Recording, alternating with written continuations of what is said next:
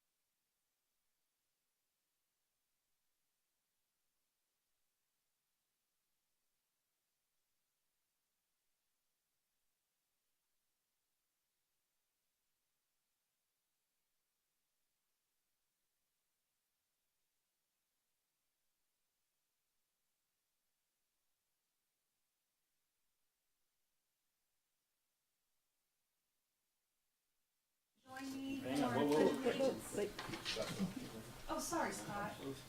Jumped ahead. 7 on the agenda.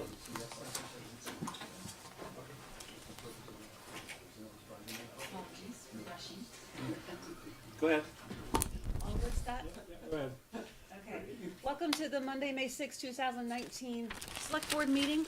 Please join me for the Pledge of Allegiance. I pledge allegiance to the flag of the United States of America and to the republic for which it stands, one nation, under God, indivisible, with liberty and justice for all. All right. First order of business, are there any agenda additions or changes, Greg or Sarah? No. No. All right. Second order of, actually, we can skip the third. There's no agenda changes to approve. Item 4A, public to be heard. This is a point in time when audience members who are here to talk about something that is not on the agenda, that's when you can do it. So if anybody has any comments on something that's not on the agenda, please feel free to stand up. Let us know your name first. Hearing none, we will move on to our public hearing on water sewer rates for FYE 2020. So Dennis, you're on. Aaron?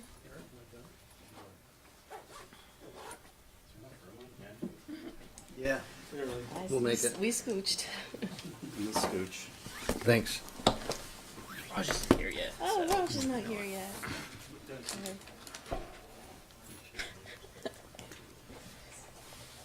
I missed the first meeting, and Aaron presented the water and sewer budget at that time. I don't know if there's a reason to go through it. It's lengthy. I can tell you that the bottom line is the water rates requested increase is 2.6%, and the sewer rate increase is 2.9% over our current rates.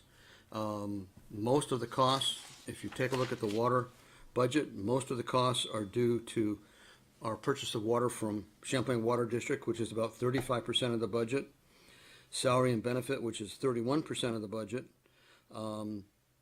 There is a cost for allocation of assets for the future of 12%, and then everything from there drops down. So there's a pretty small percentage for everything else. So the largest costs are the wholesale cost of buying the water and our labor costs. In sewer, it's similar. The largest cost there is the cost for treating the waste at the Essex Junction treatment facility.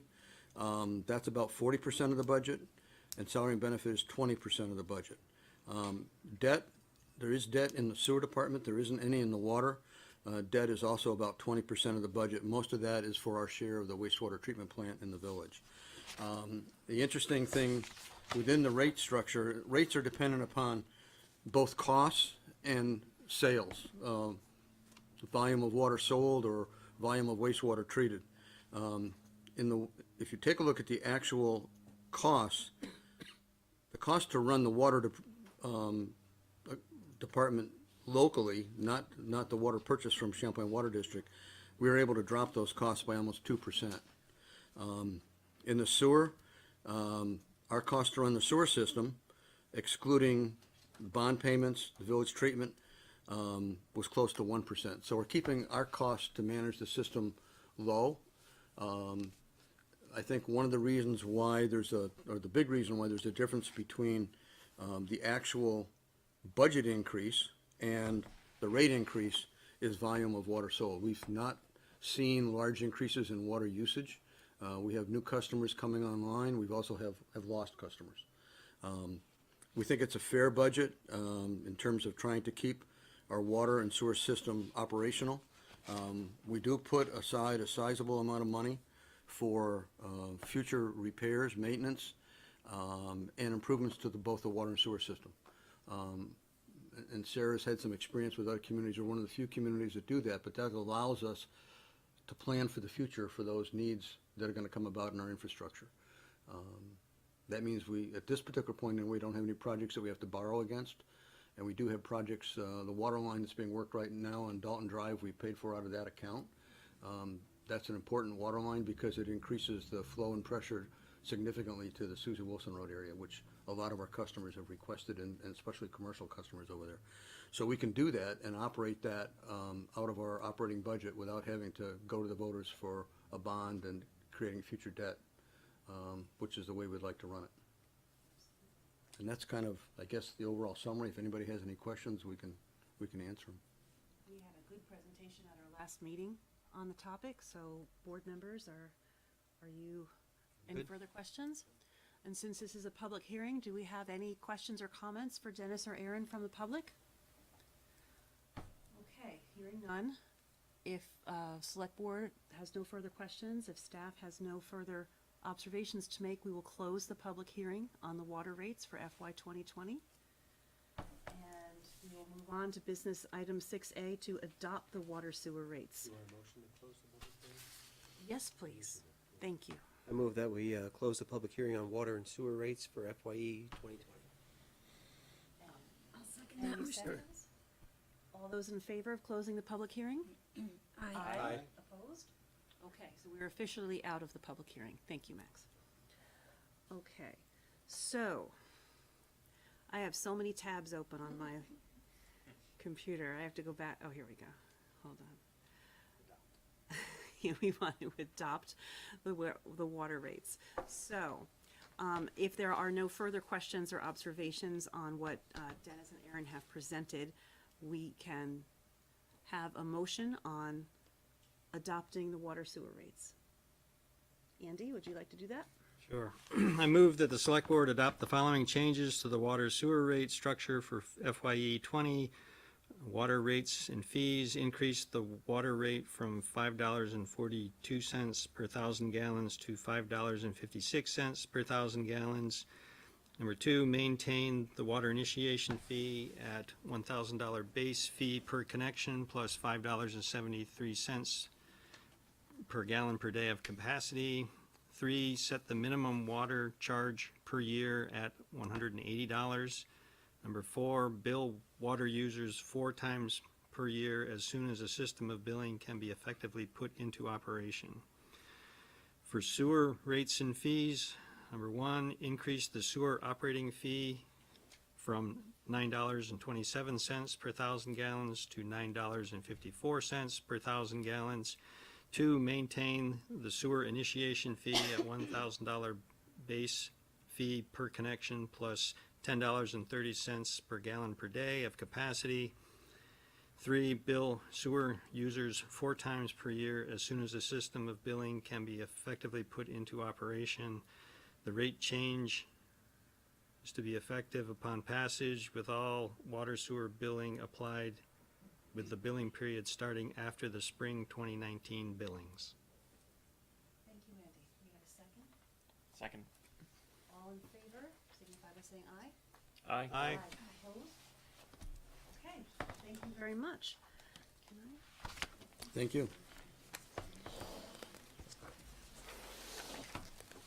Sarah, would you like to help us go through item 6B, adopting a revised tax sale policy? Absolutely. Thank you very much.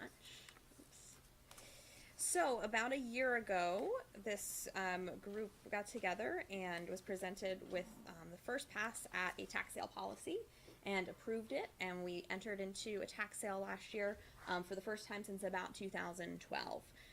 That process was, as we expected, long, but it was successful.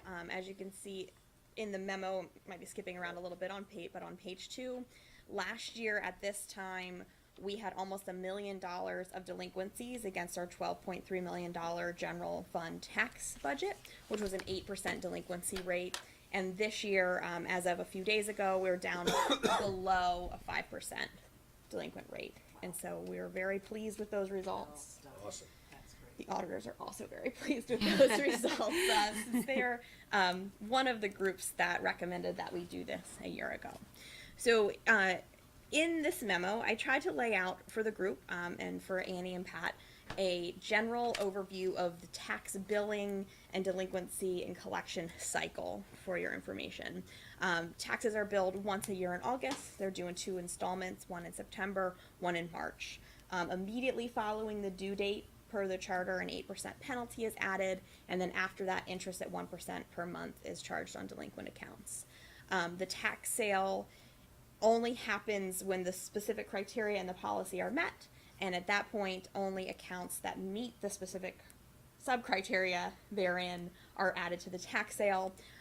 They receive a number of very specific notifications from the town and from the attorney on missed a part. In the normal course of business, we send all delinquent customers, taxpayers, a quarterly delinquent notice that lets them know they've missed a payment. It details out the balance on the account. It provides our contact information. It now also provides specific language that says that they can ask for a payment arrangement as well. So it previously always had, please contact us at this number, but now it says also that, you know, there's an option here, you can ask for a payment plan. So part of the tax sale policy a year ago was that we would review it in a year, see how it went, and make some changes as necessary. Given that we began the tax sale in May, looking at the delinquent list and determining who would be on the list, sending out a final demand letter from the town, and then sending out a notification to those that still had not paid, saying you've not paid, is now going to the attorney. The attorney sent out a final demand letter, and then a notice of tax sale, and then began filing liens in the land records and contacting all the lien holders. There is then an advertising period in the local paper before the actual tax sale in September. So this is it's a long 5 months, and a lot was revealed. So one of the criteria, and if we flip to the actual tax sale policy, the track changes version is a good one to take a look at. When the first point of decision in the policy had been when total delinquent taxes, interest, penalties, and fees were greater than 3% of the current year budget for property tax revenue. Given the chart that I showed in the memo and the historical trends, I think that 3% is ambitious. It's a great goal. It's good to have goals, but looking at that history and seeing where we are now, I think that increasing that trigger point, as I'm calling it, to about 5% or possibly even 7%, could be open for discussion, is more reasonable and gets us out of, we don't really want to go to tax sale every year. It's a large process, it's time and resource consuming, and it's disruptive for the taxpayers as well. We want to give everyone as much opportunity as possible to get current, to work with us before we go into this process. That's the first suggested revision I have on the policy, that we move that from 3% to 5%. And then once the tax sale is triggered, any accounts that have 1 year of delinquent taxes, no payment plan, with a total amount of $10,000 or greater are eligible for tax sale. And then the second criteria is anyone with 2 or more years. And we had a discussion last year about adding a dollar threshold to this one, and we decided not to. And I'm glad we decided not to, because 2 things we noticed right off. We had a couple of accounts that actually had less than $100 due, but had multiple years delinquent. They got a notification, that final demand letter from the town, you meet the criteria of the tax sale policy, we're headed to tax sale. One person just paid, the other came in and said, I didn't know I even owned this property still, and they had tried to transfer it to a utility company and hadn't done the last step. They finalized that and they got it taken care of. So it was fantastic to let that person know that that was happening. And then we had two others that were less than $1,000 that we struggled to get in touch with, and we didn't actually go all the way to tax sale because it costs a lot to engage the attorney for those small values. So we set those aside, and given the 5-month process, the costs, and then we're only allowed to charge back 15% of the delinquent principal in attorney fees, so we're only recouping a certain amount of costs. I'm suggesting that we add a threshold to this criterion of $2,500. Those are the two substantive changes to the policy. The third and final change is an addition of language letting taxpayers, or letting anyone reading this policy know about the taxpayer's right to request abatement from the Board of Abatement. Vermont state statutes allow all taxpayers to seek relief in the form of abatement from the Board of Abatement, which is all the justices of the peace, the lister, the assessor, the clerk. In general, I don't know if I got all that right, Elaine, but it's a large group. And this board. And this board. And so taxpayers request that in writing. There are very specific reasons that the Board of Abatement could grant abatement, and they're listed out in the statute. They're very specific. Taxpayer died without any heirs or assets, a mobile home that was removed from the state. The one that we see often people will come and apply under is inability to pay, and then the board often requests details to substantiate that. The Board of Abatement may grant abatement in any of those cases, but they're not required to. So we had a handful of folks apply for abatement during the tax sale process, and there was a little bit of confusion about that process and who was able to apply for abatement on both the taxpayer side and the Board of Abatement side. So we've added some language clarifying that here. I also want you to know that any notification of tax sale is required and does include very specific language about your right to apply for abatement. And the final demand letter from the town also includes that language, as well as a copy of the request form. So the taxpayers in this process are informed through that correspondence of their right to apply for abatement. Those are the three changes that I am suggesting the board adopt this evening, and I'd be happy to answer any questions you have about them. So if there's a delinquent taxpayer, they're able to go request an abatement hearing, and then the tax sale is put on hold until afterwards. That's correct. Could they request an abatement every year if they wanted to keep that kind of on hold, year after year? That's a fantastic question. From my interpretation of it is that they could, and I would have to get a opinion from the attorney, or definitely the attorney involved to process to continue with the tax sale once they requested. But if they did abatement in 1 year And didn't get it. and didn't get it, okay, because if they did get it, then they would have a payment plan for that. I was thinking, my question was Okay. based on, if they don't get it, could they do that year after? I guess we don't necessarily have to change the policy for that, but see if that does crop up, we're gonna need to address it. Yes, absolutely. Other questions? You're saying that 3% is not a realistic goal. Can you just give me an idea for? I mean, it looks like there was over a 3% drop from FY 18 to 19. So we don't think that by doing a tax sale for one more year that you could get down near 3, or is this made up of like a lot of those like small ones that you think just aren't worth? We don't have that many small ones. Actually, of the two we were unable to contact, there's only one remaining on the list, so I'm very pleased about that. Much of this balance, and I don't have a figure, are folks on active and they're on payment plans. They ask for payments because when the town sends the town's final demand letter, you have an opportunity there to enter into a payment agreement. It's once it gets into the hands of the attorney that we're very strict about. Either you pay all, or you can pay 50% and pay the rest in 12 months. Once it crosses over out of our control, there's a whole other layer of administrative stuff there. And so we have very specific ways that you can get off at that point. But up until that point, you can request a payment plan. And so we have, I think, about a dozen accounts, or I'm sorry, that's not true. We had, to give you a sense, last year we had about 35 accounts that would have been eligible for tax sale at this point. And this year, when Courtney reviewed the list, we have 12, which is fantastic.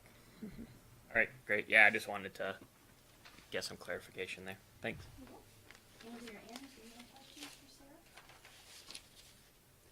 Yeah, I just want to ask you if you can clarify, make sure I understood what you said there, that the amount that you're showing for delinquent taxes includes those that are in a payment plan, so. Yes, it does. Okay, okay, so only a fraction of what's there would actually be subject to, but we're still counting it toward the percentage. So the trigger point. Yeah. So I am looking at the delinquencies as a whole, including anyone on an active payment plan, because they are still technically delinquent in comparison to the general fund tax Okay. budget. All right. We're looking at, which is another reason why I think we should raise that trigger point. No, I feel like when you're at inability to pay, it's nuts in your life, and you don't want to open the mail or open a bill. And so I'm trying to think, and it sounds like you've already thought it through, what it feels like and looks like to the person receiving the bill and just can't open it over and over again. Am I understanding that the payment plan language that's going in is very obvious near the part where the number starts to go up? Because you know what I mean? Because I know for me, at a time, which is not now, at a time that inability to pay was real, just opening a bill was beyond my emotional capability. So I'm just trying to imagine when you get to the point where you're about to get it in a place where you can't even get the payment plan, but you would be able to have the plan for abatement, you know, if that's really obvious to a person that that's what's about to happen. But it sounds like that's exactly what you've done, is structured it out so that were true, yes? We are trying to. Yeah. So there are a number of documents that you receive. The first is your bill in Right. August, and the bill lays out your assessed Right. value, the number to call if you have questions. It doesn't Right. say if you have questions, call. It just has a number. Right. So we encourage you to call if you have any questions about anything on your bill. Right. Including, is there a way to structure this in a different Sure. way? Now, our charter says half will be due on September 15th and half will be due on March 15th. Right. So there is really only so much I can do to make that less burdensome on people. Yeah, I'm getting there, but and also and there's a point at which if we reached a critical mass of individual payment plans, Right. where we would have to revisit maybe our actual due dates. So it doesn't say right on the bill, please call us if you want a payment plan, you have the right to request abatement. That is just your tax bill. The quarterly notice that then goes out has the language to please call the finance department at this number if you have any questions or would like to discuss entering into a payment arrangement. And then that abatement language comes in at the final demand letter and the notification of tax sale. So after you've received, at a minimum, 3 quarterly delinquent notices, Fair. you know, possibly 7, 2 tax bills, you know. Does the envelope look different for the delinquent? Does the envelope look any different when it starts to become more aggressively problematic? There is a point at which you get certified return receipt mail from the attorney. Okay, thank you. Thanks, Annie. Sarah, thank you for adding that language, because it arose, Annie, from specifically Right. a BCA meeting where the new tax policy, it was pretty new, and the BCA hadn't seen it before, and they were looking through it and noticed that there was no mention of abatement in the policy. And sometimes folks come before the BCA and they're not aware that there's a payment plan, and it could be because they couldn't open the envelopes, they didn't Right. want to open the envelopes, but adding more awareness is Right. really important. So thank you for making that step. Yeah.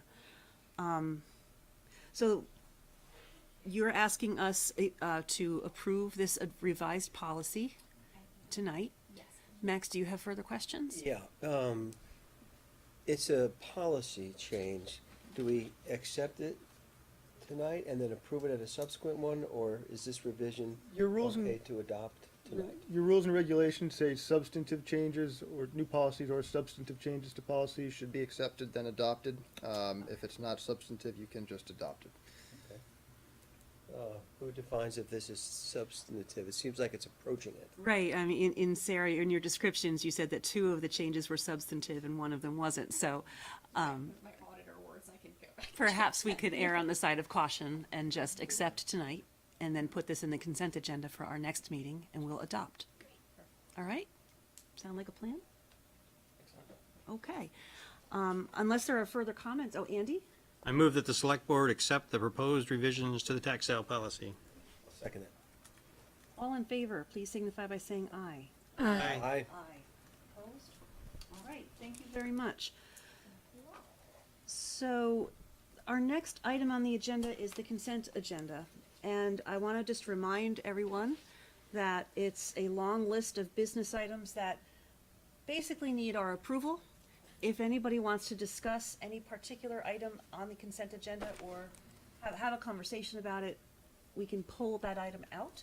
Otherwise, we will approve all of the items in the consent agenda together in one motion and second. So with that, Max? I would make a motion that the select board approve the consent agenda with select board comments. Okay. Have a second? Second. So, do we have comments or questions? Comments and questions are one thing, but if we're gonna have a lengthy conversation about any one of these items, then we'll need to pull it out. Andy?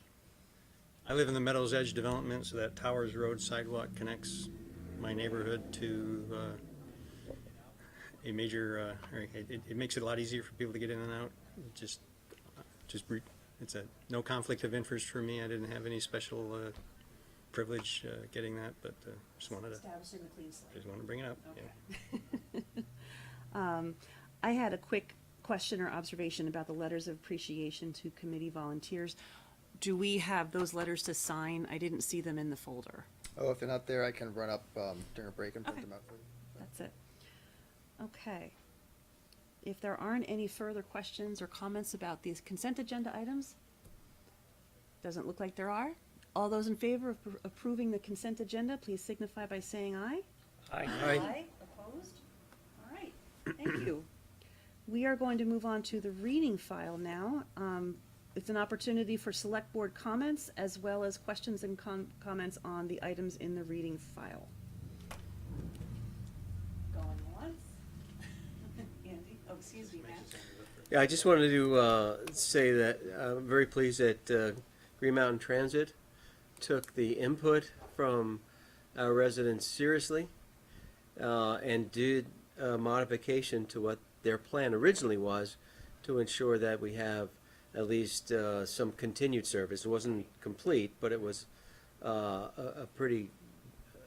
good change considering what they had originally planned. So it's nice to see that public hearing system work and that they took it, gave it due consideration, and made the accommodation. So They took it very seriously. That was good to great. GMT.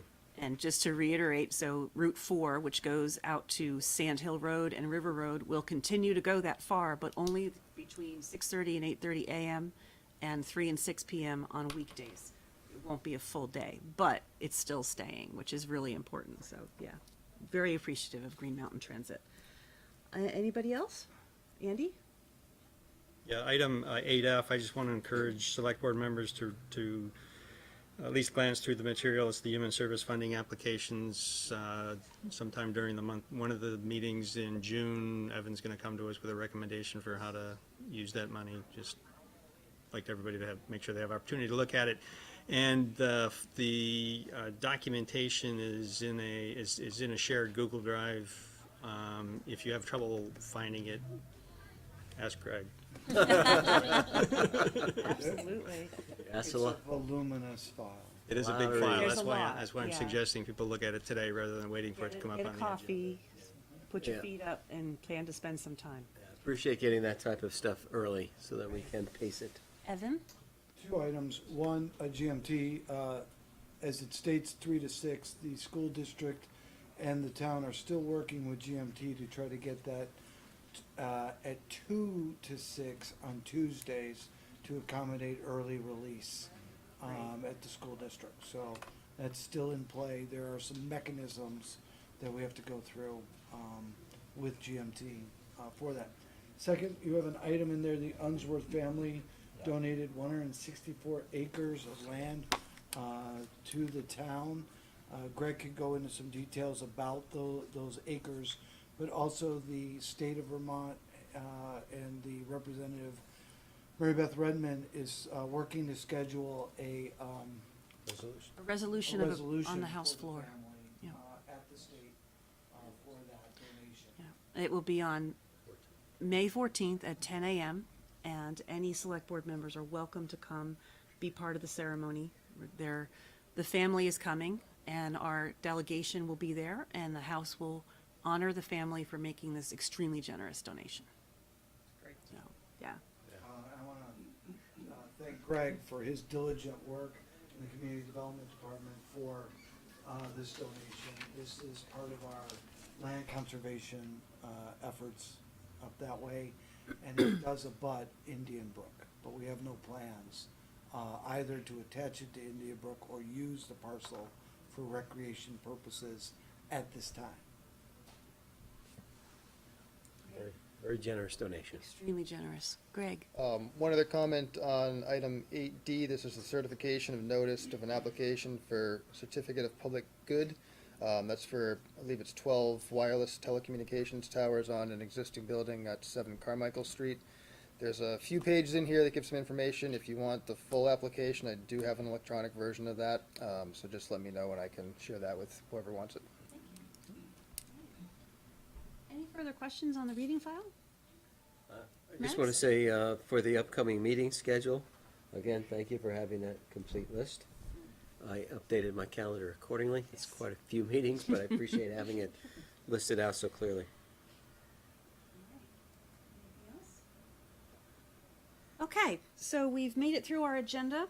We have a joint meeting with the Village Board of Trustees at 7:45, so let us adjourn this select board meeting and we'll reconvene in, I believe we had it so that you could just roll right in. that's We had it- fine. We said that we would have it at 7:45 or sooner if you finish. That's absolutely fine. We could take a brief recess to allow the trustees to take their seats. All right. Well, we're not adjourning. We're gonna take a recess. Trustees are gonna join us and then we'll pick right back up. Well, now you have to move. Well, I do need a place for my elbow. Hi, how are you? Hi. Congratulations. They gave you the good chair next to me. Hi, Amber. And you're right here.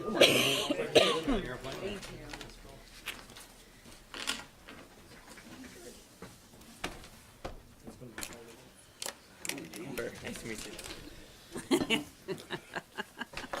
Yeah, I have that problem too. So the idea of not knowing when the first meeting is gonna end to the other, we just say that it will be 7:45 or immediately preceding the meeting, so that. Great, okay. I think because it's at 8. And it'll be 7:45.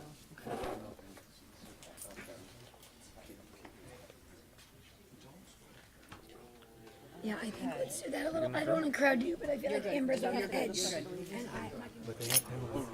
Yeah, no, yeah. I don't make decisions like that. It's above your pay grade. Yeah, absolutely. I actually undersigned, so I'll bring it to the next joint meeting. That is true. You won't need it for a few minutes. Dispensation for this pledge. That's funny.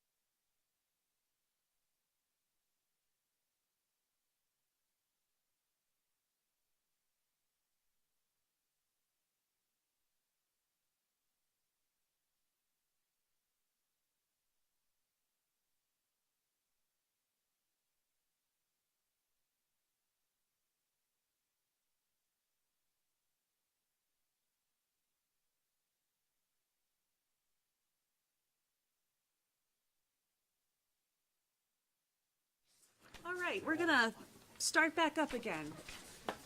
And I would like to call the Village of Essex Junction trustee meeting to order.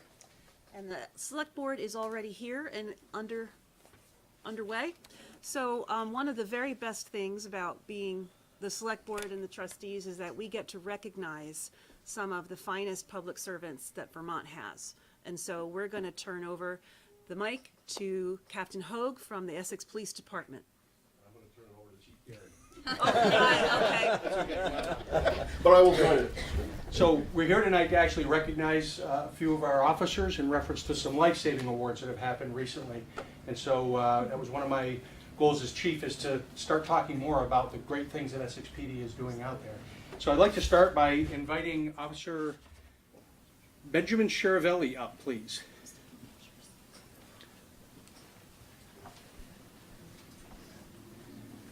So on August 6, 2018, at about 1840 hours, Officer Charavelli and Corporal Pure were dispatched to 11 Giles Drive for the report of a person that was not breathing. Charavelli arrived first and found a 74-year-old female who was in distress. He assessed her and found that she was most likely choking. Officer Charavelli then performed the Heimlich maneuver on the female and dislodged a piece of food. She began breathing again and was then assessed by Essex Rescue. Charavelli's quick response and actions saved this person's life. So on behalf of the Essex Police Department and our community, I want to congratulate you, present you with a life-saving award. Congratulations.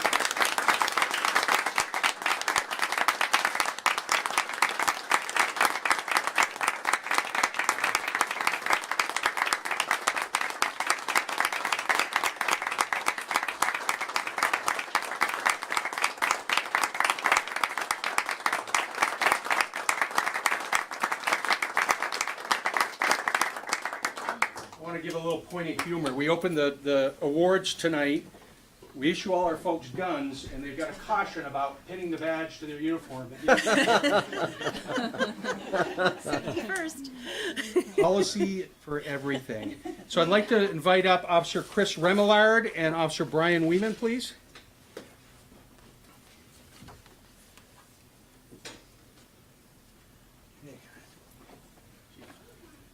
So on October 16, 2018, at 0346, 4 o'clock in the morning, Officer Wayman and Officer Remillard were dispatched to 71 Pinecrest Drive for an unknown problem via a 911 call.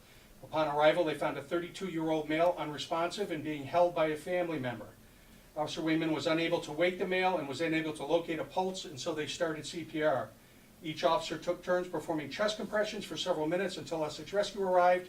The medics used an AED to shock the male and established weak vital signs, although he remained unconscious. He was transported to the UVM Medical Center and survived the incident. I was later told by Colleen Nesta, the Assistant Director of Essex Rescue, that the male might not have lived if not for the efforts of these two officers. They acted quickly and applied their training using the AED, and this ultimately resulted in the victims surviving. I'd like to congratulate these officers and present a Life Savings Award. Congratulations.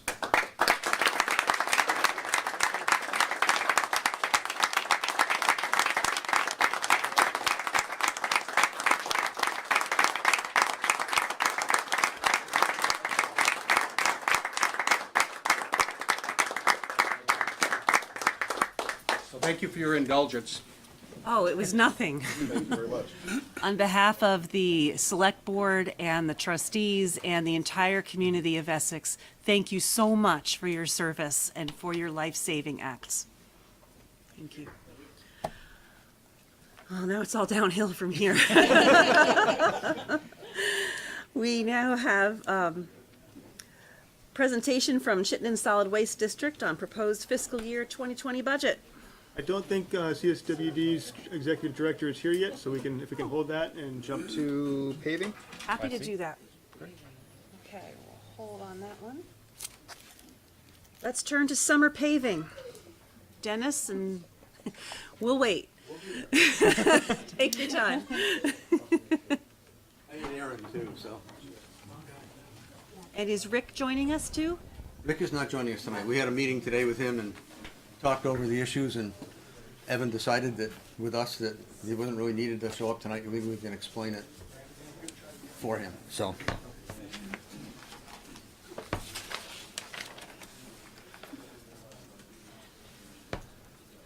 Aaron?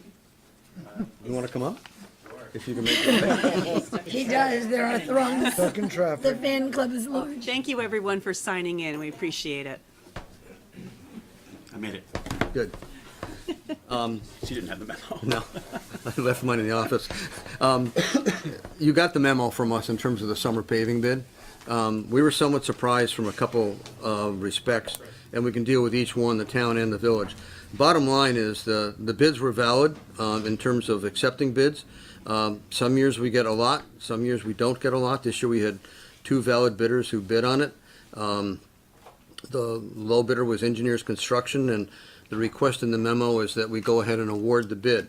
The bid did come in for both the village and the town above our estimate of costs. This is obviously a concern.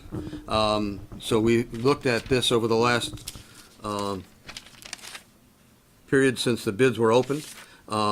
We met with Ricky and the village and with Evan and Greg today and talked about what options we have. The option is still that and there's 2 different pieces to this. There's the town, their bid is one package. And the prices were higher this year. I think if anybody's followed the cost of oil over the last barrel, it's been continually going up. These prices reflect that. I suppose if we had bid this in January, our prices would have been much lower, but we generally don't bid until this time of year. Most communities don't, and a lot of communities bid later than we do. So prices are high. But there's 2 pieces to this. So one piece is the town piece and one piece is the village piece. In the town piece, we wanted to utilize some of the existing money we had this year. We try to carry over from the, and I'm just going to talk about the town piece of the bid now, but we try to carry over money, if we can, into the spring, not knowing what the winter's going to do to us. And so we have some money that we can utilize between now and July 1st. So we set the bid package up so that certain projects would get done before July 1st. And we've looked at the funds that we have in our capital paving account and also our operating account. And we can pay for all of those fairly comfortably between now and July 1st. So that takes 1, 2, 3, 4, 5, 6 of the projects right off the list. They'll be coming out of this year's money, even though they were bid under an FY20 bid. So they'll come out of FY19. After July 1st, we've got some major projects. Old Stage Road is the biggest. That's at $225,000, and then we've got some smaller ones. But also, we have enough funds next year to do all of our paving projects, with the exception of one. In the paving bid, we put in paving alternatives, and when a bidder bids a project, they will generally understand that an alternative is just that. It's based upon the base bid, not the alternatives. And if the bids come in low, we generally award the alternatives. If the bids come in high, we generally don't award the alternatives. We can do all that work. There's one alternative that we probably will not be able to do because we want to keep our account solvent. That will depend to a certain degree upon how we finish FY19. If we wind up with FY19 with some additional dollars, we may be able to still get that alternative project done. But right now, it looks like we're going to have to drop one project. So we looked fairly carefully at those projects, and it's a continuation of one project. It would just have to go into FY21. But we've got a lot. We've got 1, 2, 3, 4, 5, 6, 7, 8, 9, 12 sites that we're going to be paving, which is a lot. And the money that was given to us at town meeting, the additional money, helps us get a couple other projects done that we wouldn't have been able to do. So that was a plus as far as the town side. The village side is a different situation, and I'll let Aaron explain that. Yeah, the original project was bid out with West Street and South Street with the hopes that we were going to be awarded a Class 2 paving grant. We did find out last week that we were not going to receive this grant. I talked with Ricky. I set up a meeting. We kind of went over and bounced around a couple ideas on areas within the village he wanted to pave. I think we hammered that out pretty well today. We do have a list, and our intent would be to pave 4 additional roads in the village. and put money that remains from your operating into next year, but that has to be done through a process. I don't, Sure, we're hoping that with the shift, and depending on the way FY20 goes, we may be able to assign some unused paving dollars to roll into FY21, so that we can absolutely do those streets that we're now unable to do without the grant. because at this point, we were not gonna be able to do, we would probably be able to end up doing maybe 3/4 of West Street, if that, or sporadically patch, pave, if you will, pieces in between and leave gaps out. This way, we're gonna put money, we're gonna pave roads this year.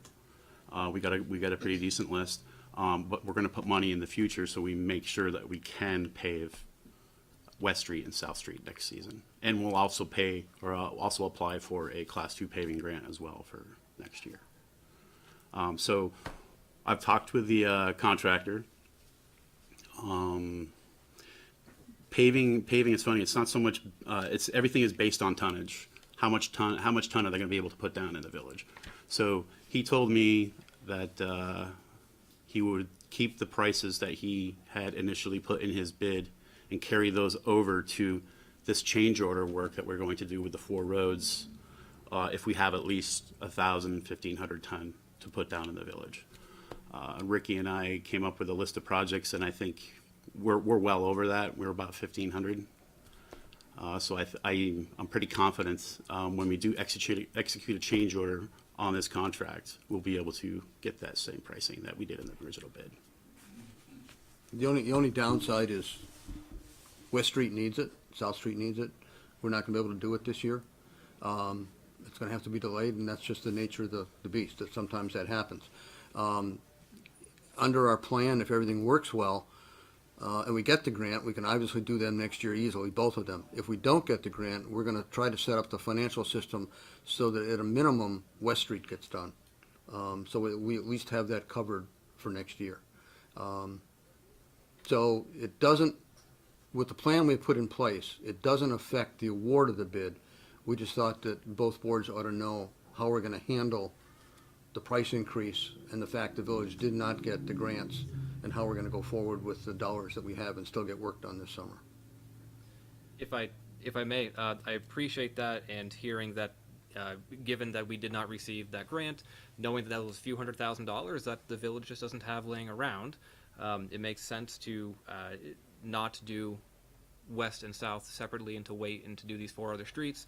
This financing plan sounds like it makes sense, and I'm assuming then at possibly our next trustee meeting, you'll come back with some more details, a document, or some kind of Probably background. Was not intending to, because it really depends on the results of FY20. So it won't be until this year, this time of year, next year, that we really know whether or not we'll, if we have another terrible winter, which, I hope we don't.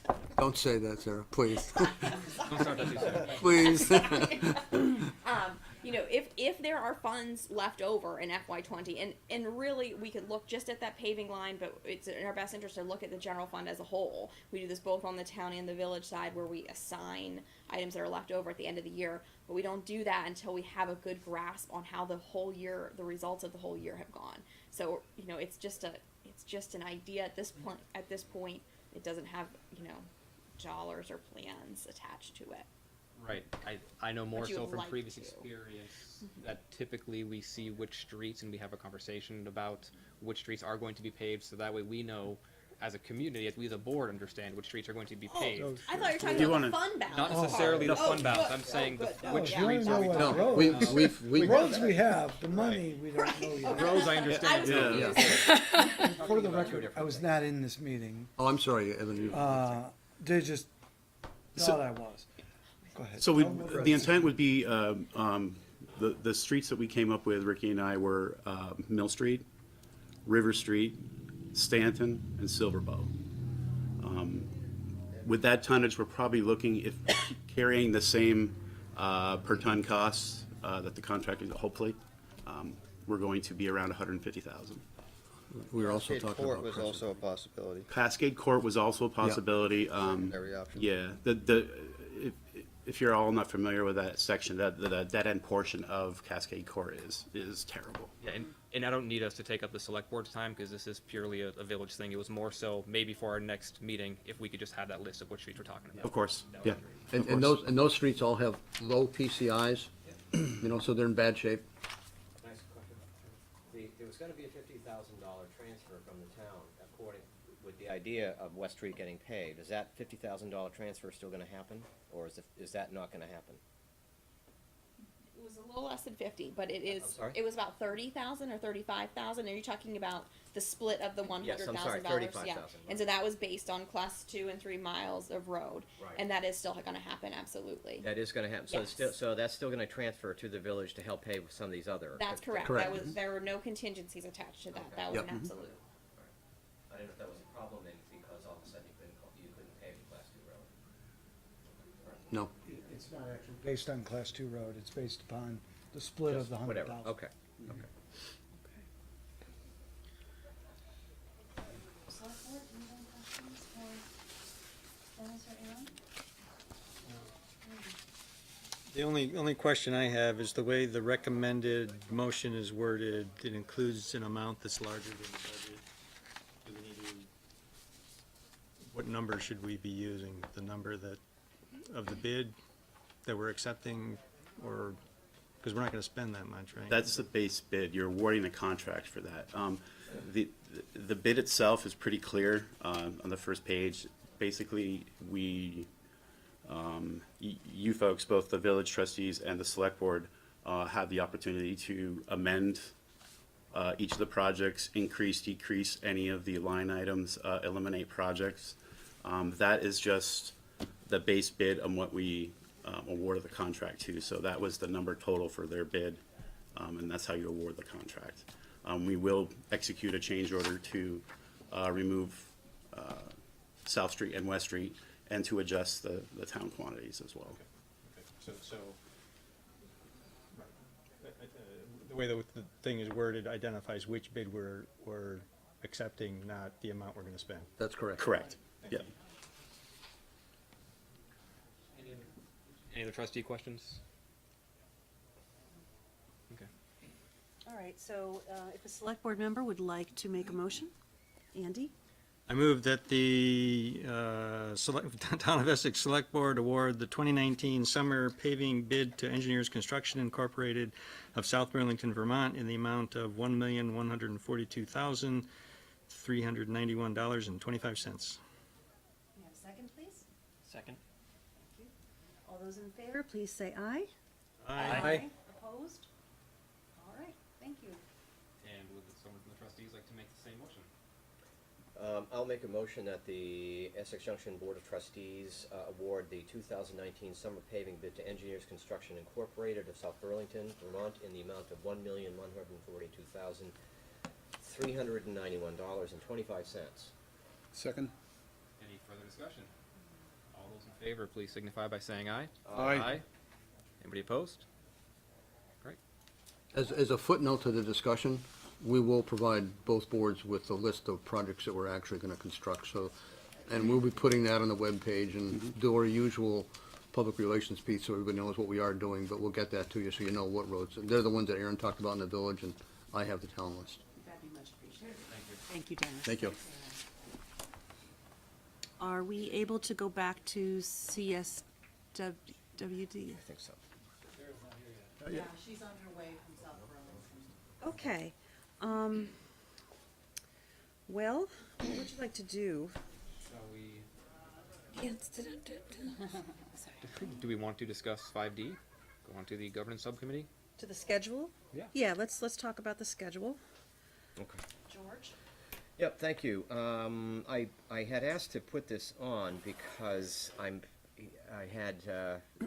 we couldn't really get too far into a schedule the last time we had a joint meeting, because we hadn't picked, we had two people leaving the governance subcommittee, and neither board had assigned the two other people that needed to be assigned, and that has happened since then.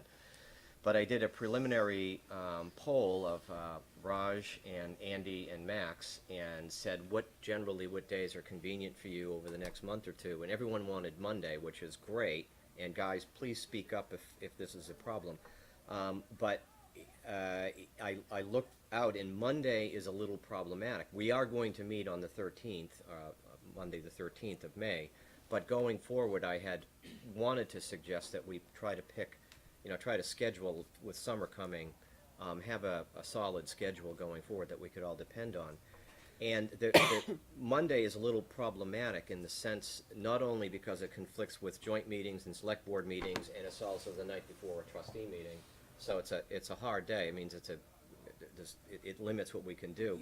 But also, I thought that when we have joint meetings, we want to be able to, the governance subcommittee wants to be able to respond to issues and questions that come up at joint meetings. For example, we might have, at our next joint meeting, we might want to have some questions about what's going on with governance subcommittee. And if we just met the night before, then it's going to give 2 or 3 weeks before we can react or respond to the joint meeting. So it seemed to me that the best meeting schedule that we could have would be between our joint meetings at some time. Am I making sense? I understand. But that means like Wednesday or Thursday or Friday. Friday, no one wants to meet on a Friday. Let's be serious. We don't want to meet. I'd rather meet on a Saturday morning than a Friday night. I don't know why. But Friday is a bad day, but we can do Friday. But I also wanted to ask if people's opinion, and I wanted to raise this in front of the entire board, if we made maximum use of remote meetings. In other words, if 3 of us are present or 2 of us are present, and 2 others can, what is the minimum? Do we know that we can, what can we push in terms of the envelope of remote meeting? If it's a subcommittee, you can have all of them remote. They as can long all as- be remote. As long as you have it warned, and, I mean, I shouldn't say all. You should have at least 1 in attendance or staff, and allow the public to be there, and then if there are people to phone in, that is okay. Okay, so that was I was gonna say that, but I wanted him to say that, You so really that you all should know ask me this. these questions in advance. So in other words, 1 of us or 2 of us could meet here and anchor a physical meeting, and we could still meet remotely.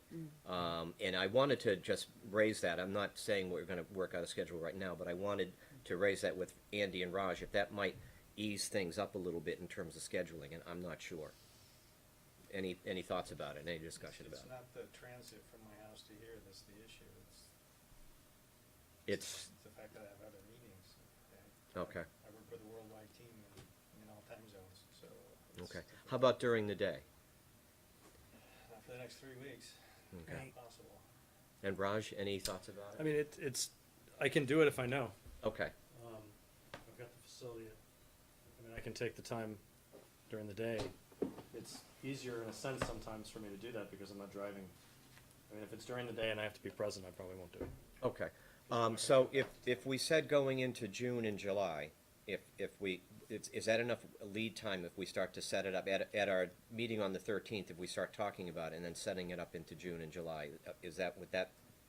As long as there's a specific time constraint to the meeting and that it's not an open-ended time, Yep. because Okay. if it's during the day, it's gotta fit in between other things. Gotcha. That's absolutely true. Right. But with enough warning, absolutely, I can schedule around.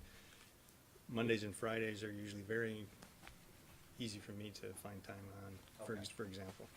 I'm also, I'll put this out there, I don't know how everybody else is. Sometimes for me with work, it could be easier if it was 7:30 or 8 AM, 90 minutes, get it done. Sometimes that's easier. So I just wanna put that out there that. Yep, Yeah, that's prime time. I'd be in favor of that as well, get it done so that, And would you prefer to come here, or would you like to do that remotely, while you're still just having that First morning? thing, I'd be here.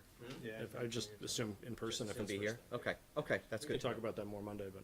Okay, well, let's talk about it more Monday, and then we'll nail it down. And I appreciate it, sorry for appreciate everyone's indulgence, but trying to have this kind of a conversation, email, and only one person at a time, got very complicated very quickly. So.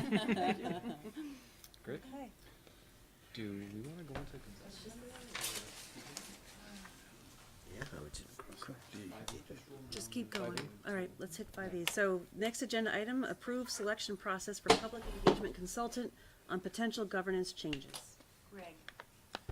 Unfortunately, don't have great news on this one. Was hoping to be able to come tonight and tell you we had a great number of applications to sift through and figure out how to best choose that firm or person or consultant.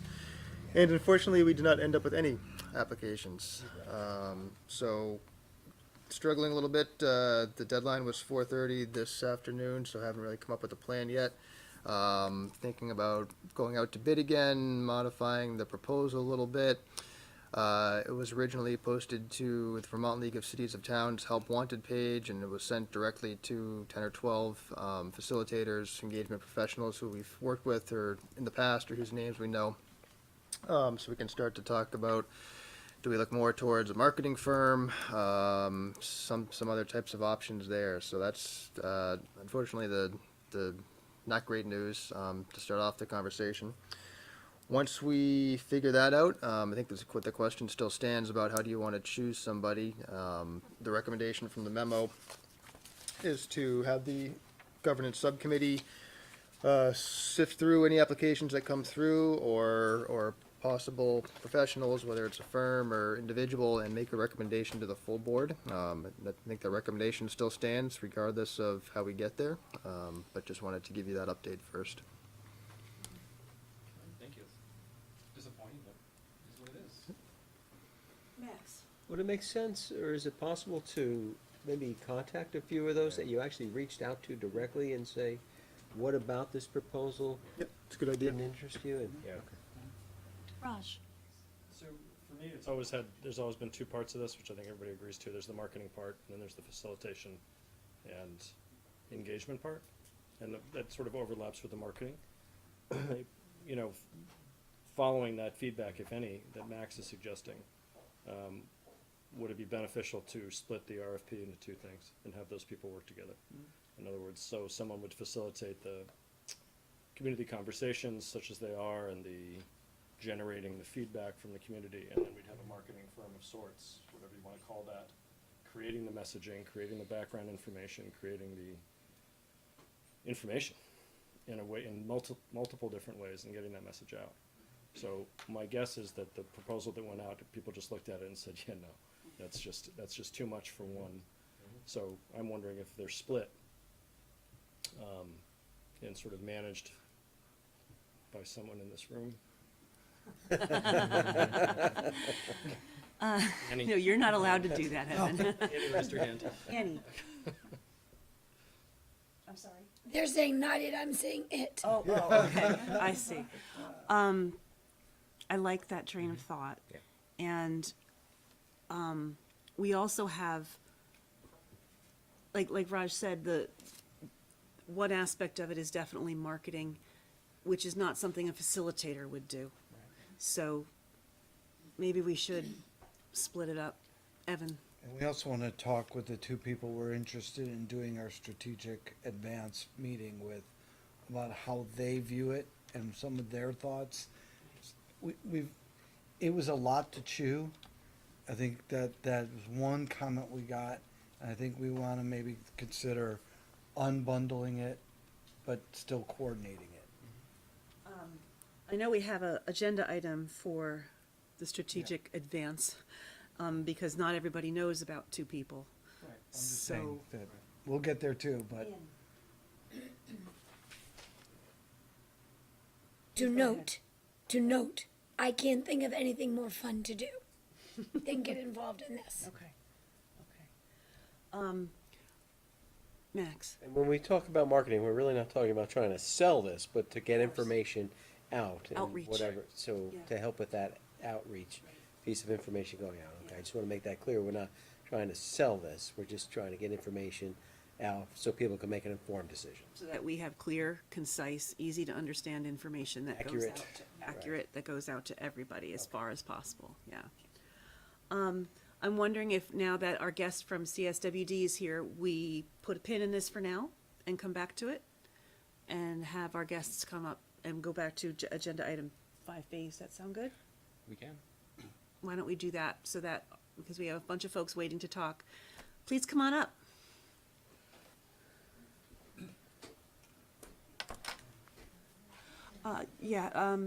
There's two chairs there, right? Or is there just one? There's two, good, okay. Welcome. Thank you. Thank you you very much. Appreciate your time, and thank you for adjusting for my schedule. I was in South Burlington before here, so thank you very much. Appreciate it. My name is Sarah Reeves. I am the Executive Director for the Chittenden Solid Waste District. The CSWD is a municipality we were created in 1987 by Act 78 to implement solid waste management mandates, to implement the solid waste management implement the solid waste mandates legislated by the state of Vermont. Thank you. Functioning much like a regional planning commission or a water district, we are responsible for designing regional solutions to the solid waste challenges facing our member towns. And we are the largest district in the state population-wise, and we do happen to encompass all of Chittenden County. We serve approximately 156,000 residents and over 6,000 businesses. And our mission is to reduce and manage the waste generated within Chittenden County in an environmentally sound, efficient, effective, and economical manner.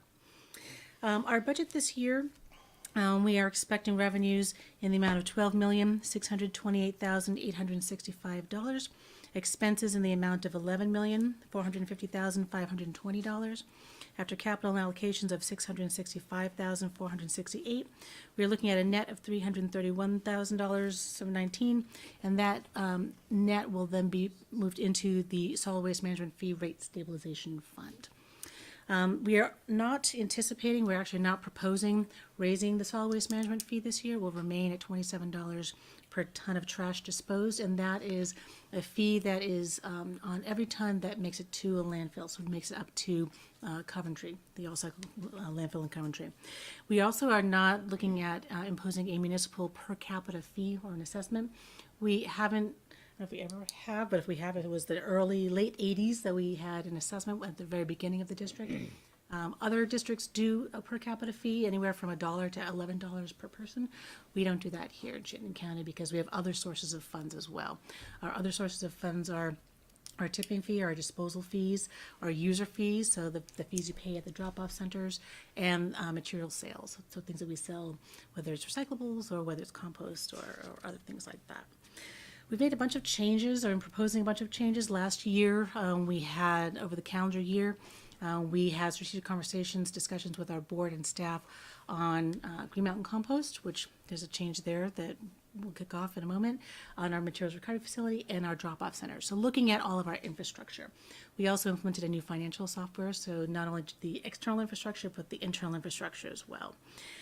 With organics, compost, we are changing the name, so it's an internal change. We're calling it the Organics Diversion Facility, not Green Mountain Compost. Green Mountain Compost is our brand, and it doesn't tell folks much about what we do. And what we do is we try to divert organics from the waste stream. So it's getting back to our roots, literally, to manage organics. Our focus had been for a long time on trying to make compost, and make great compost, and sell it in a retail manner. And as a municipality that we finally have come to the realization that that's not where we belong. We belong on the management of the waste side. So we're focusing there. We're reducing our offerings, our product offerings, from about 12 down to 3. Our most popular ones: compost, topsoil, and a garden mix or raised bed mix. And we're not going to be bagging them anymore. We are going to be selling them through retail outlets, through garden centers, through the Agway here, I believe is going to be one of our partners, Gardener Supply. So folks will still be able to buy our material, our compost, and our board said it was really important to them that we continue to make a soil amendment. But the focus will be on keeping that in Chittenden County, in Vermont. We were too far, for too long, trying to sell our things too far afield to try to make a profit on the bags, and we were assigned to the North Shore of Boston and to Cape Cod and looking at New York City, and just stretching that out too far, we brought it back in. So getting back to the efficiency model, and then again, really having the benefits stay within Chittenden County wherever possible. So to that degree, where we won't be realizing the sales that we had, but we also are not realizing the expenses that we had. So there's not quite a one-for-one, but we're getting close on there. The other, and we're also, what we're doing at or the Organics Diversion Facility, is we are raising the tip fee or the disposal fee. So we're now at $52 a ton for food scraps. We'll be raising that July 1 to $60 per ton for food scraps.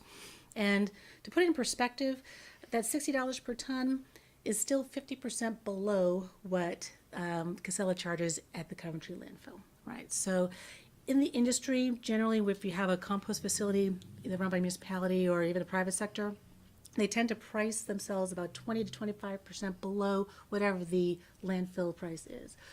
We're 50% below that, so we're still a good deal, a good bargain for diverting organics.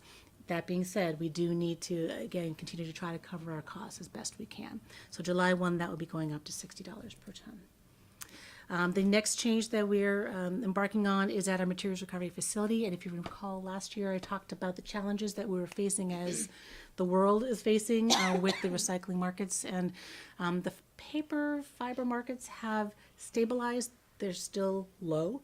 We're still paying to move that material out to market, but it is getting recycled. We're just paying about $40 a ton to move it. That's better than the $52 we were paying last year, so we're going in the right direction. The other commodities, plastics and et cetera, are seeing a little bit of volatility as well, and again, it's global forces that are causing that. The way we managed that last year was we did raise the tip fee to $55 last year. It's going up to $65. The way we mitigated that volatility was to not put any money into our capital reserve fund for the MRF last year. We can no longer continue to do that. We had a big, heavy capital year this year. We had to buy a baler. We had to do some other repairs necessary that were planned, but they're expensive. So we're going to be adding back up and building back up that capital reserve fund for the MRF for the, again, planned expenses that we have there as well.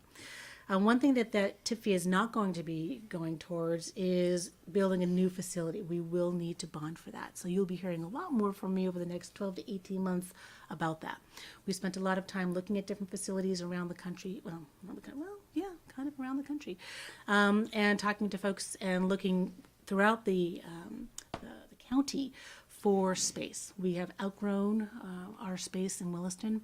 It was sized for 50% of what we're doing now. We're processing about 48,000 tons of material. We were sized for 25. So not only is the tonnage going through increase, but the volume has dramatically increased as well. So we cannot go up, we can't go out.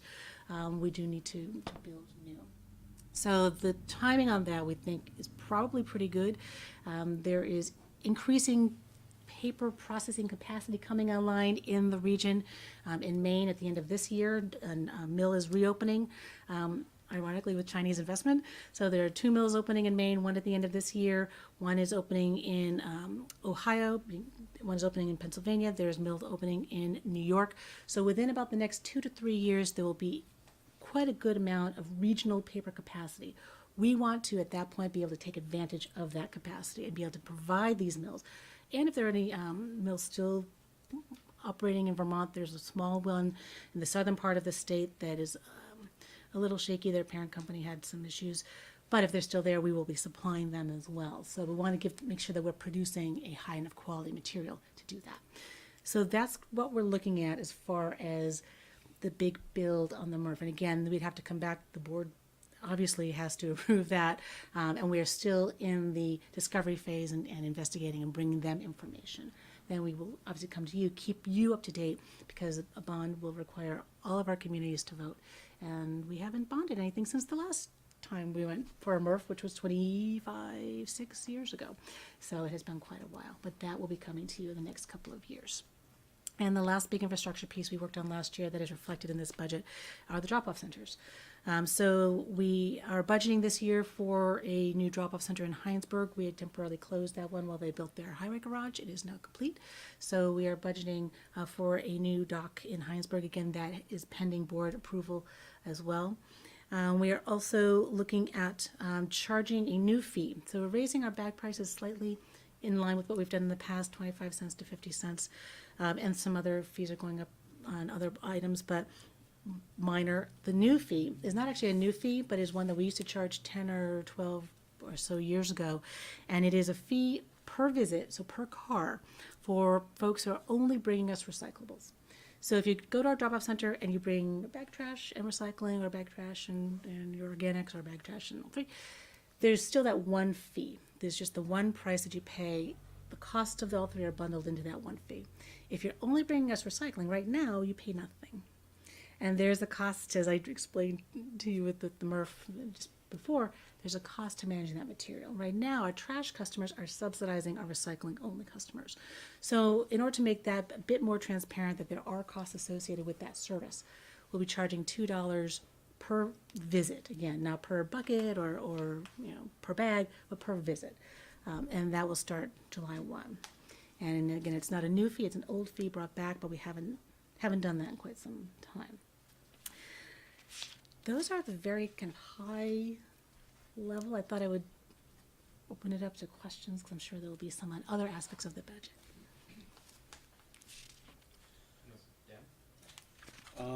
When this whole thing of the organics and recycling the organics came up, I know our board, there was some concern by a member about people leaving organic matter out on the curbside, the attraction for rodents, and all kinds of things happening. So that's one aspect of it. The other aspect, what's going on as far as enforcement of that, enforcing any of this, and the charging for the recyclables? Isn't there concern that people are going to say, well, the heck with the recycling, I'm going to toss that in the old trash now instead of recycle? So, I mean, sure, they're going to have to pay for the bag anyways, but, you know. And that's going in reverse order. So on the recycling, that was why we focused on the customers who are, that's all they're bringing in that one trip, is just the recycling. And we have about 48,000 trips, 49,000 of those unique trips, and several hundred thousand just general trips. So it's a smaller percentage. Could they throw it in the trash? Sure. They probably won't. They probably will, again, either bundle, bringing in, a small bag of trash if they have it, or if they have private subscription hauling, which sometimes this is what happens, they fill up their cart and then they just have extra, whether they, Memorial Day party or whatever, and they want to have that outlet. They may want to talk to their hauler about, is this the largest size recycling cart I can get?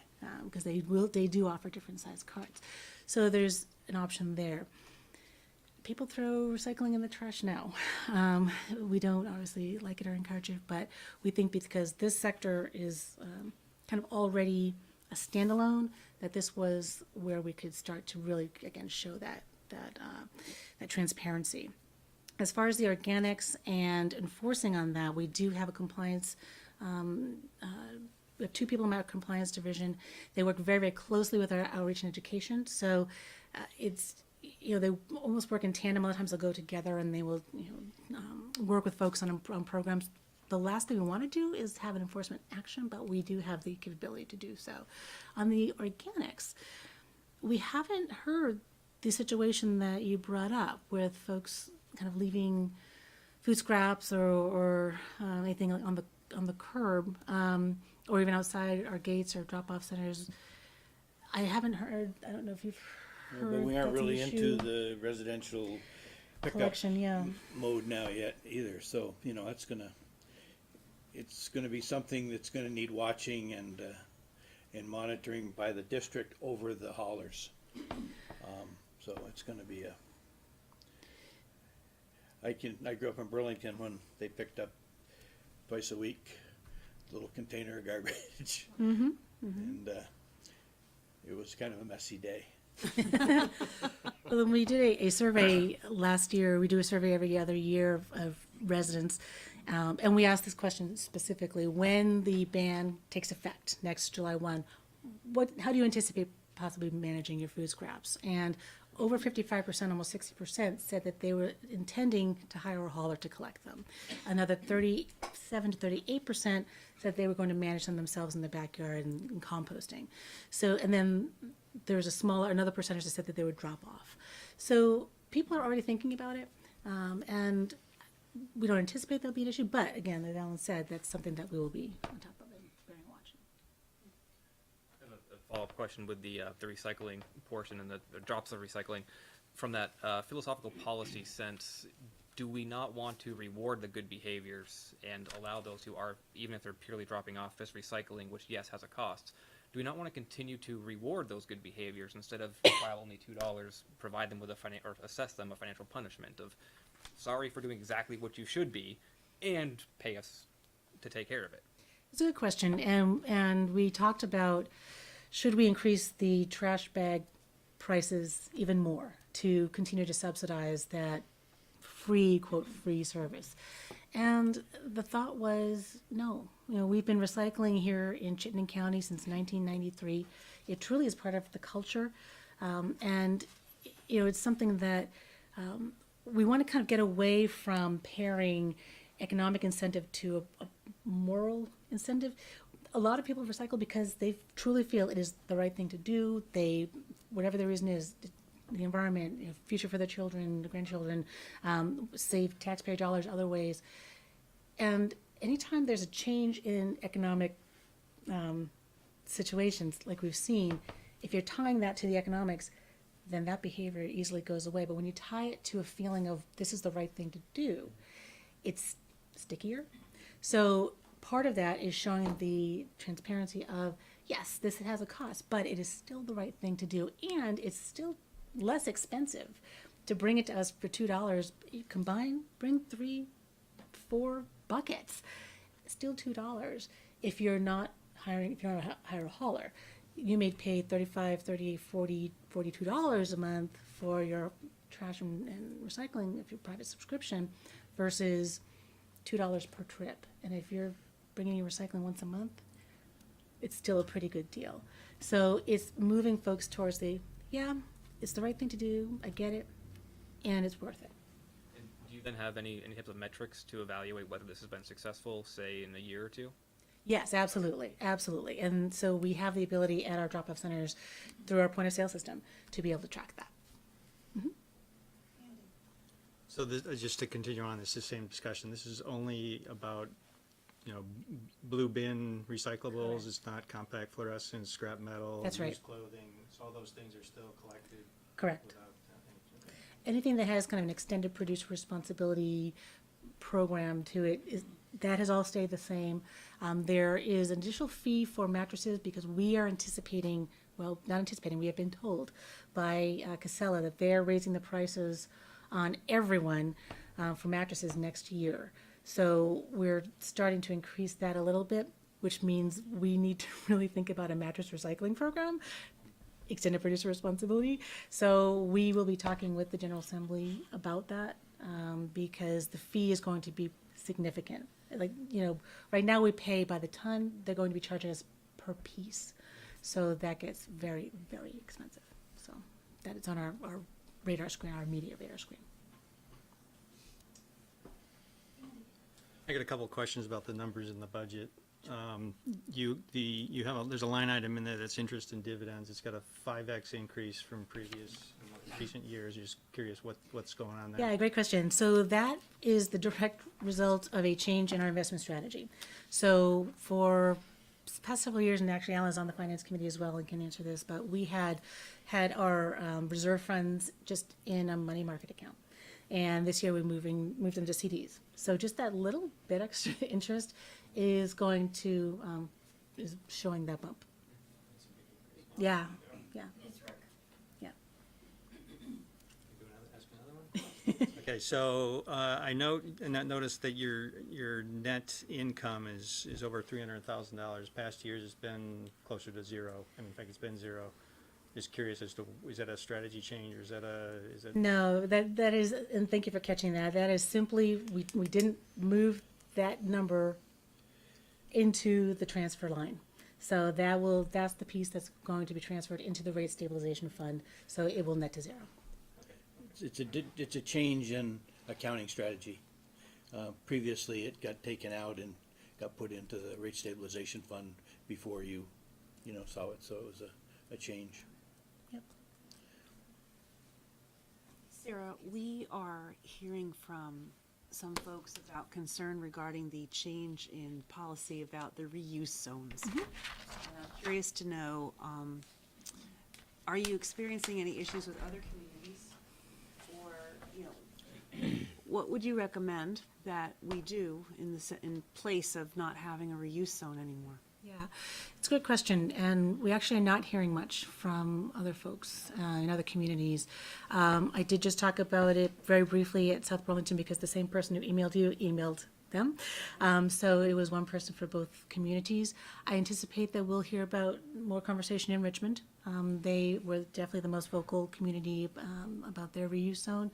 And we haven't given up on reuse. Obviously, we sponsor Fix-It cafes and reuse cafes. On our website, we have a reuse and donations page, and there are 44 separate line items of places where folks can look to try to either move their material or to go find new material. We're hearing that there's an increase in people coming in and out of those shops, which we think that's great. More shop local, more traffic to community shops that's their livelihood and their business. We're working with Resource in Burlington, and they are going to take over that function in that same spot in their parking lot, so just adjacent to the Burlington, the Pine Street Drop-Off Center parking lot. And we had offered that's a similar option to the other communities if they wanted to take us up on it. We have a community waste reduction grant that we could offer to whether the community wants to move our shed. They could have used our shed, bought their own, set something up. I've just heard that there may be a possibility of kind of co-locating with the food pantry, a swap shop with the food pantry in one of our communities. So there's certainly ways to accomplish that if the community wants to. Again, when we looked at it for all of the reasons that I know Alan had talked with you about and brought to you, my philosophy on the function of a municipality is to provide a base level of service, right? Make sure that our residents and businesses can comply with the mandates that they have to comply with. The reuse zones were put in place when there was nothing comparable in the private sector, nonprofit. And now that there is so many more options, it was a duplication of efforts. And that use of taxpayer dollars to duplicate efforts happening in the nonprofit and the private sector didn't make sense. In addition, all of the materials that were coming in that shouldn't go in. I think there was a feeling that everything that went into the reuse zone was taken out and borrowed by someone else or used by someone else, and that is absolutely not the case. We, in the last 6 weeks that they were open, we were documenting everything that we had to get rid of. And in that last 6 weeks in the reuse zones, the trash that we had to dispose of, meaning things that were placed in there that were not paid for because they were intended to be swapped, almost 2,500 gallons, bags of material was just trash, just garbage.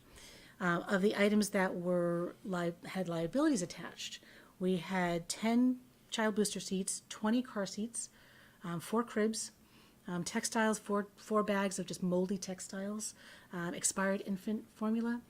These are things that clearly, if someone had taken them, we absolutely would have been held liable for because we had made them available, and someone could have been hurt.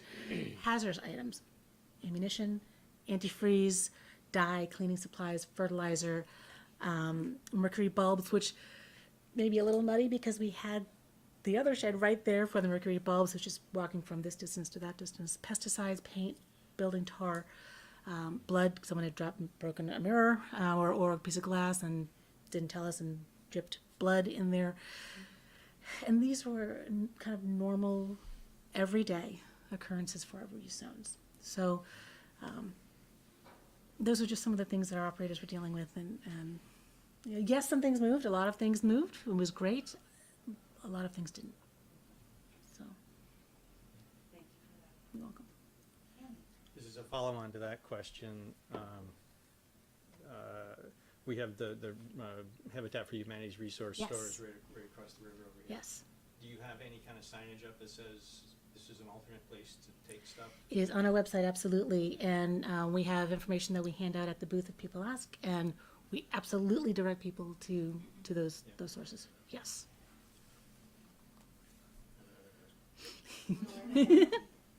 It's the same question I've asked you the last 2 years in a row. Okay. But it has a little bit of a nuance to it.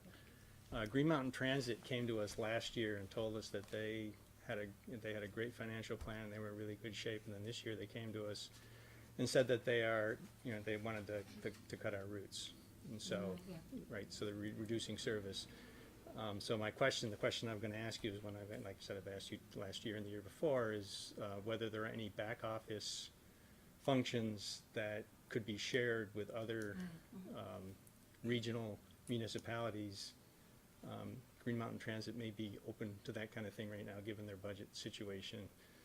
That's part of the question. The other question is there any surprises you have lurking that you're going to come back to us next year and just tell us you're going to cut services? I say this to my board, I say this to my staff, no surprises, please, no surprises. I think, just letting you know that I'm coming back to you for a bond. Surprise! So yes, we actually are talking with some sister districts about the possibility of sharing somehow in the MRF, right? So to make it more cost effective for everyone, to make sure that we all have a stable source to be able to, again, accomplish that mandate, so that, because recycling is the law. So in that sense, yes. We also talk with, we had a great conversation with Velco, and we've talked with Green Mountain Power and UVM regarding different things maybe to do with organics and with our compost facility. And we're always interested in talking with people and seeing if there are ways that we can partner, whether it's another utility or whether it's a private-public partnership. Anything that we can do to be more efficient and keep costs down, we want to look at.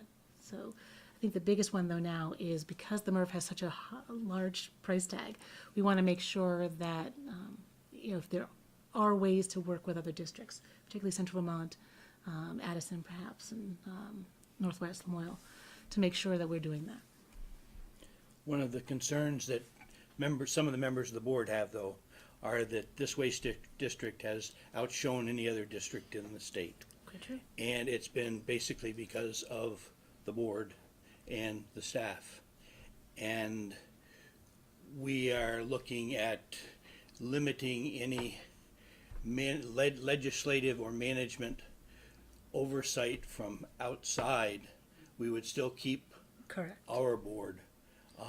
But there's a lot of different ways to skin a goose, and people in other areas of the state think a little bit differently than maybe some of us think in Chittenden County. And so we're very, very cognizant of not opening up the management oversight of the district to other areas. We will build it and you can come, but it's going to be under our rules. That's a great point. We would be making the investment, so it's important that we manage that asset. What's the price tag? Holy cow! It depends a lot on if we are using land that we own or if we have to buy land. That is the first piece, and then it depends on the size that you build. It can be anywhere from But it's really early in the process. 20, who knows? It is very early in the process. We have not brought any cost estimates to our board. And again, it would be sized appropriately. We don't want to undersize at all, but we're not going to overbuild either. It's got to be done smartly. But the land price that's the biggest component. And I know you've got some new board members. I'm the only board member that represents 2 communities. That's right.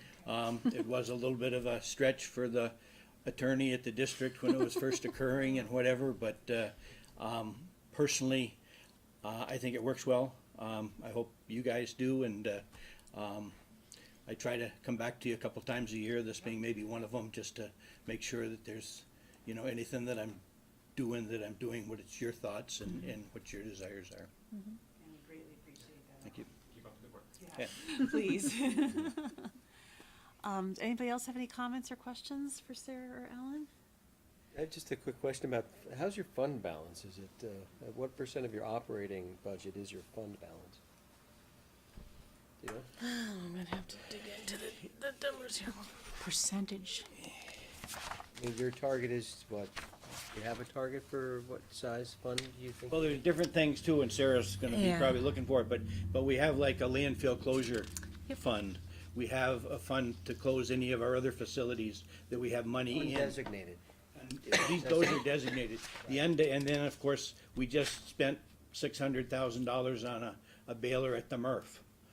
And so the money was available to do that. So,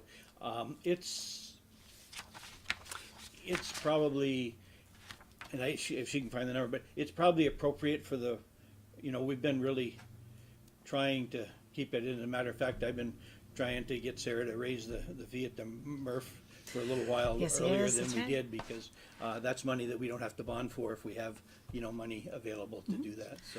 On page 10, it says 5%. Say again? 5%. 5%? Okay. Undesignated funds? The unrestricted fund balance is 5%. I don't know if that it doesn't say that that's their target, but that's what it's, what it is. That sounds a little low, but whatever. But we'll get you that number, Max. Yep, we'll do that. Thank you, Allison. So you are looking for us to approve the budget this evening, or? That would be If you appreciated. can, sure. Okay. All right. And is there particular, no, I don't see any particular motion language. So, assuming there are no further questions from the select board? Andy? I know that it's a majority of municipalities need to approve. Have others already approved? I've only been to 2 others. It hasn't been approved yet. Correct, So correct. our vote does have value. Oh, yes, absolutely. You can be the first and second. Andy, would you like to move to approve? I make a motion that the select board approve the Chittenden Solid Waste District a budget for fiscal year 2020. In the amount of what?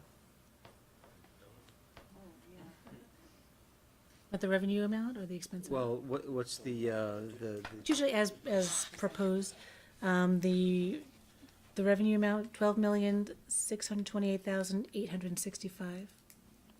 The expenses, 11,450,520. The second number again, please. There's the 11, expense. 4, 5.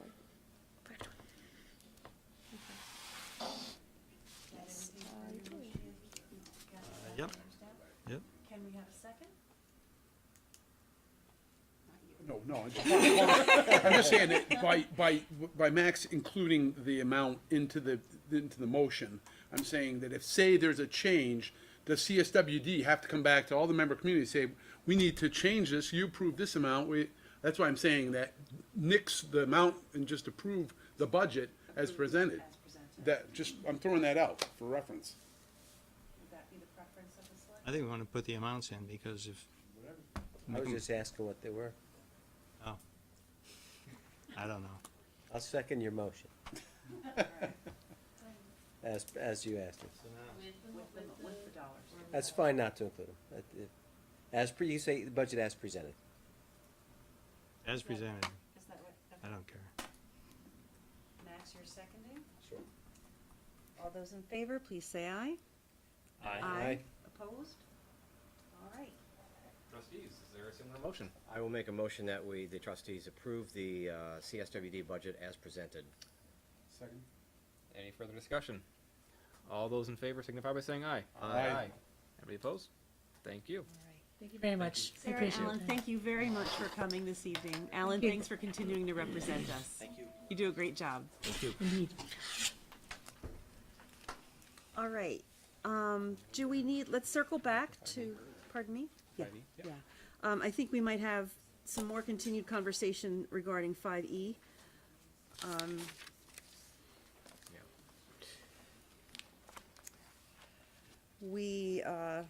So getting back to Raj's comment about the RFP or the RFQ, perhaps we need to split it into 2. Annie, what would you like to contribute? I'm out of my element in this suggestion, so it's all right if it's a crazy idea. This seems to me like something that should have a subcommittee. Like, the only reason I'm thinking it is the first thing I want to do is be like, Greg, show me I'm all pumped about the whole concept. And I think that were there to be some direct, all the components of all the things, who we need to get to it, and how we need to reach out about it, and all those other things that need to be in motion. So I think at the last meeting, we discussed that the governance subcommittee would be the subcommittee of Great. working with that entity that we hire. But that entity's job would be to direct us in how to do the outreach. So I'm certain that every member of these boards would be doing that kind of work with the help of that either firm or person. Does that answer your question? Like, there will I definitely. just want to be part of it, Elaine. Right, that's what I'm saying. Like, It will be. No, like literally, like, yeah. yeah, I mean, like, you're gonna be required to be a part of it. Yeah. I want to come to the subcommittee meeting that talks about it. Right, but yes, but I don't think we're there yet. Okay. I think we're getting to that. All right. So we just need to determine. Can I make a George. suggestion, just to go back, and I appreciate what you're saying, Annie, but I'm looking at your options, and I think your options right now are kind of not really operative. I mean, I understand what you're trying to get at, but since you don't have a list of anybody, so we really can't figure this out. I'm going to suggest maybe a different attack. The subcommittee is meeting on next Monday, and as Max said, and I agree with it, and I agree with what Raj said about splitting this, but I also agree with Max said, is that instead of doing an RFP, I think staff may need to actually actively pursue, and I would recommend maybe what could happen between now, this Monday and next Monday, is staff put together a list of various people or that organizations or entities or whatever organizations that might fill the bill, and then you present that to us at our meeting on Monday, the subcommittee meeting, and we just sort of get a sense of where we are. Do you understand what I'm saying? I do. Get a list of potential marketers of ideas. I understand what we're saying about a facilitator, but we're talking about someone a little bit different than just a public facilitator who's going to facilitate public meetings. We want to reach out to, as you addressed it earlier, a consultant who can help us. So I would suggest maybe you put together some possibilities and maybe even reach out of state if necessary, and then bring that to the subcommittee, and staff and the subcommittee will work on it from there. I mean, what happens if we say, you know what, there's no one available? We had a great idea about doing something, but maybe we have to change how we're doing this. Do you understand what I'm saying? Yeah. Yeah, I think that's the reality that you have to prepare for. We have to prepare for. Yeah. I started making some notes already of what some options might be. I'd like to discuss it with, I think the governance subcommittee is a great option. Whether it's hiring somebody, whether it's refocusing. I think there was an idea from, I think it came up at one of the last meetings, but do we get the public more involved? We turn it into a volunteer option only.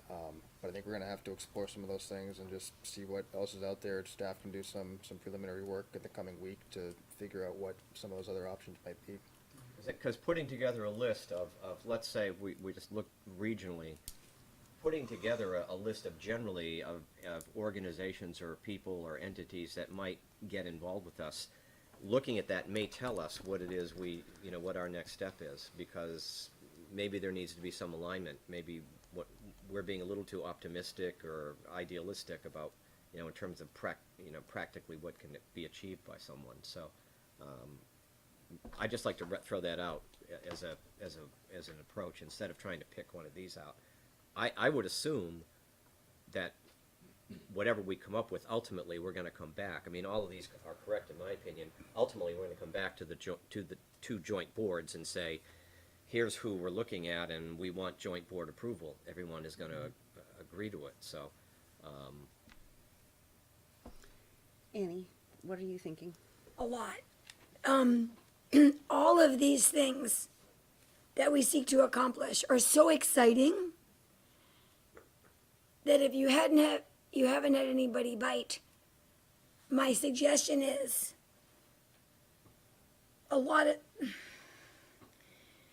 this is so exciting that somebody not biting is outrageous. It may just mean that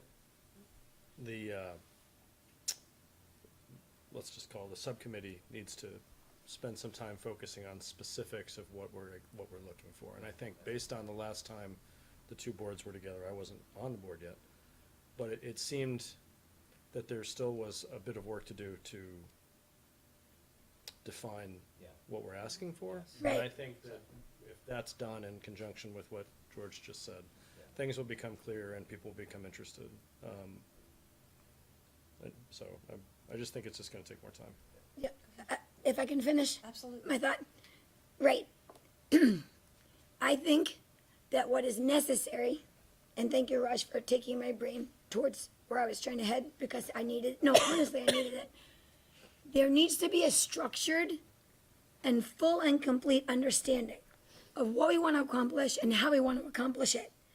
And that structure needs to be clearly laid out so that the offer of what we're looking for is not simply conceptual, but more precise, so that somebody would know directly what it is they're being invited to do.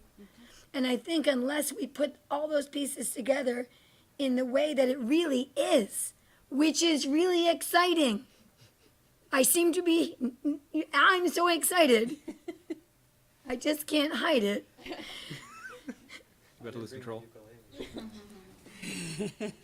That if it were to be presented in a fashion such as I'm so lit up about right now, I'm not saying I have to present it or I have to whatever, but I'm saying this is really exciting. You'd all get tired of answering the phone. You know what I'm saying? Yeah. I don't know what that is yet. I just know it absolutely will be that way. So sorry we didn't yet provide you enough structure.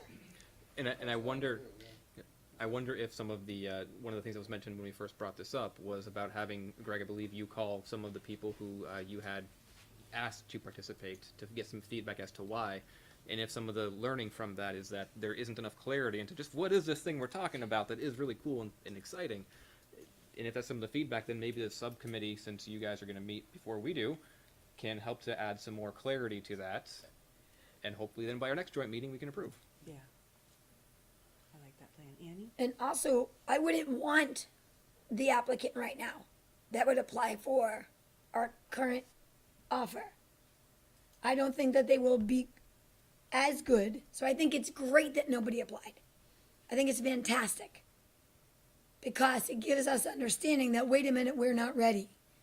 Because if we were ready, so we wouldn't get it, if we only had one or two applicants to choose from, they're probably not going to be that great, because we have not presented this properly. So this is great news that nobody applied. Great. So to recap then, Greg is going to meet with the subcommittee and go over the RFQ and consider firms to approach directly and say, was it something we said? And figure out more specifically, and then come back to us to discuss it at the joint board level. All right, Okay, excellent. I would just add one thing. See if you could maybe also, if you have, maybe put some time into researching and seeing if there are some firms that you would like that didn't necessarily get in touch with us, but Right. maybe we should try to get in touch with them. Right. Approach them. Okay.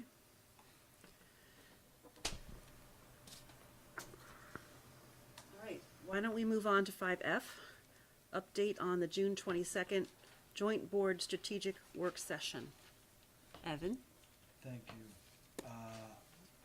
I'm gonna throw, Sarah, you want this one or you want me to do it? I know you. Are you gonna give me the option? Oh, I'm giving you an option. So I'll start. So You wanna talk about excited? Anytime Sarah's telling me anything, I am having such a good time. I'm so excited about it. I'm not kidding. yes, my work here is done then, apparently. So we've talked about this a little bit already, and you all responded to the doodle poll. Thank you very much. So on Saturday, June 22nd, we're meeting for a joint board strategic advance at the Delta in South Burlington. It was formerly Trader Joe's. Will be there from 8 to 3. This is another one of these really exciting events that every time we touch it, every time we talk about it, it sort of grows and evolves and changes, and we're making some really good progress on getting clarity. It's very interesting to hear you discuss the RFP for outreach and this idea that it was maybe too big or too nebulous, and that we need to hone it in, because that's exactly what's happening internally with the strategic advance. But we're getting there. So at this point, the memo in your packet is to let you know time, date, location, and to give you a slight update that we're in the process of hiring two facilitators to help leading up to the event and for the day of the event. So like I said, it's kind of grown and evolved every time we've touched it. We're looking now at having, oh, did you put this in the memo? That's too much detail. All right. Liz and Yes, so Liz Gamache and Jen Nauer, I know Jen has done some work with these groups previously on other initiatives, and Liz Gamache is the former mayor of St. Albans City, and Liz is going to, our plan right now is to have them do sort of almost like a tag team event with Liz coming in and giving you a great success story about hard work and dedication, and it's going to be hard, but we can do it. Yes. Is this too much? No, that's good. And also, if I can jump in. Jump in, please. God. And Liz is also, her ideas are tied back to some of the stuff you've already talked about, but focusing on again, why are we doing this? What do we want to get out of it? What are the goals? What's the identity? What are the things we can't touch? What are the things we need to touch? Rehashing some of those conversations to get us focused and ready to go on June 22nd. So when June 22nd comes, we can just jump in and go. Yes, to get us galvanized and re-energized around our shared purpose. So, St. Albans City did their downtown. Big project, needed a lot of buy-in, needed everybody working together, the vision, the why, what was going to happen, who needed to do what. And we thought Liz would be perfect for that. Former mayor, former city manager, probably rehabilitated. And she was also the assistant village manager, city manager before that. So she comes to it from that, and now she's in business. So when we sat down with her, we were really impressed, and we figured, okay, we need to work on some of these things. We can talk it into circles, but we have to talk about it as the citizens who are going to vote on it, and what are they looking for as well. And then, back to Sarah. Oh, you can take it from here. Well, then, okay, I'll touch it and you can. Then we jumped in with Jen Nauer. For those who know, Jen did the March 23rd. She's also done, so March 23rd, public meeting that was held at the school last year. Jen also has done the gun discharge ordinance for the town and did a really great job with two very diverse things, people who wanted no change and we should be able to do what we're doing now, and then others who wanted to change to the gun ordinance and got them talking together. That's not the case between the town and the village, but it was just a process. And she's very process oriented, and she's very much, what are the deliverables we need to create to get you to November 2020 for that vote. Did I miss So anything? that's our plan. I think we missed. So the way we're going to try to get there, instead of Okay, so you go first. Okay. And then I'll go. instead of just She'll doing work this out. June 22nd, we have two more joint meetings before then. One at the end of May, one in June. We're looking at, this is still in work in progress a little bit, but looking at May, having Liz come in and do some of that visioning, the why we're doing this. Jen will probably be there to be able to hear some of that conversation. And then Jen will come back on June, whatever the first June meeting is for a joint thing, to really sit down with the boards and say, and to start to work on the agenda and figure out what are we getting out of the June 22nd meeting based on the conversation you had a week or two ago. What's next? How are we going to dive in on the 22nd and start that process piece that she's really good at. And then as you look into the proposed schedule, you don't see the actual topics, but what you see is the call to order, a section for public comment. We actually put in public comment 3 times in the agenda. There's a purpose for that. We do want public comment. We want people who come to express their comments, whatever they may be. But we wanted to, and bring it up here as to whether there would be public engagement and be a part of the process. Our feelings were, this is more about what you guys, all 10 of you, want and are working for, not necessarily having the citizens at your table.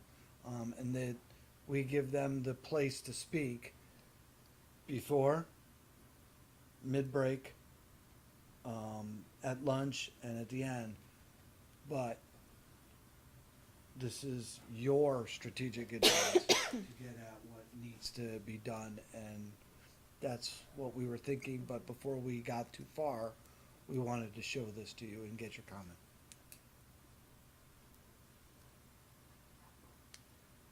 Sorry, Annie, I don't run the meeting, so I can. Yeah, I got confused. Can I? Of course. May I? Yes. One, I'm so sad to say I cannot make it on June 22nd, but there was no, I recognize that you had no choice, and I appreciate the fact that you just got it done.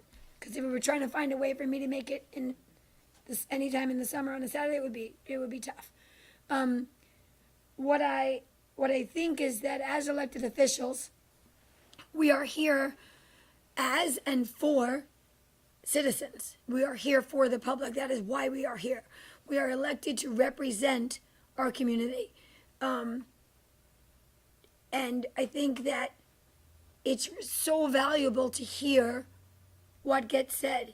I think that there needs to be ingestion of public commentary before re-engagement about said topics in order for us as elected officials to truly be able to represent. And I wonder if engagement might be challenging in ways that might not be able to be accomplished within the setup of the day. That's what I have to say. Thanks. I think this is the kickoff to a very long process. And so I think that I'm looking at this day as a work session for both boards. Yeah. And generally, when we do a work session, the public is absolutely welcome to attend at all times, but we're there to work. Right. And having public feedback periodically throughout the day will be great, but our purpose for the day is to do some heavy-duty work and not necessarily have the exchange, but the exchanges will come in Right. spades over the course of the next many months. So I think we're laying groundwork here, but you're absolutely right. We must do everything we can to engage with the public, because otherwise this will fail. Right, but we need to ingest it, like you're saying, like to engage later. Yes. Yeah. Yes.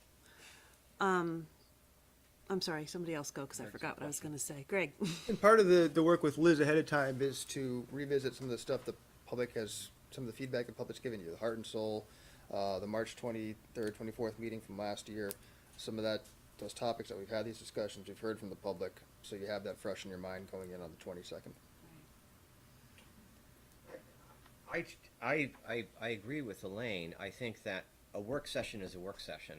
You can either have a public engagement session or you can have a work session. And if you're going to have a work session, you've got some, and this seems to have evolved, because when I first heard from you, you said, when we talked about joint administration, we never really figured out what are the outer bounds of administration. What comes under that? And that's a pretty detailed, specific staff board discussion. It doesn't mean that the public isn't going to have comment, but it's stuff that it sounded to me like these are questions that staff wants to ask the board and ask Right. themselves. Right. And now it's like it's evolving more into also about consolidation, which is good. But you've got a lot of topics here for what's going to be about a 5-hour meeting.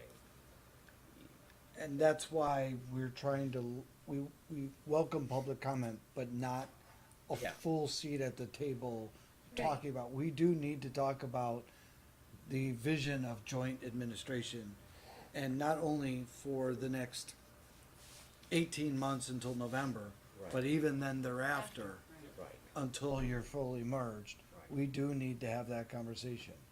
I'm really psyched that staff has considered bringing on 2 facilitators. You've chosen 2 very different people, and Jen is very good at keeping groups on task and on schedule, and Jen is not a subject matter expert. She is going to be with us, guiding us through the conversations we have to have. She is not going to opine on anything, and she's going to just make sure we do our work, and I think that's essential for the day of. I'd like to hear more about how you expect Liz Gamache to interact with us prior. Is it just going to be her coming to one joint meeting and talking to all of us, or is she going to talk to some of us in small groups? Like, what is the plan for that? We're meeting with both in the near future to hone in on that a little bit more. And will Liz also be there on the 22nd? Possibly.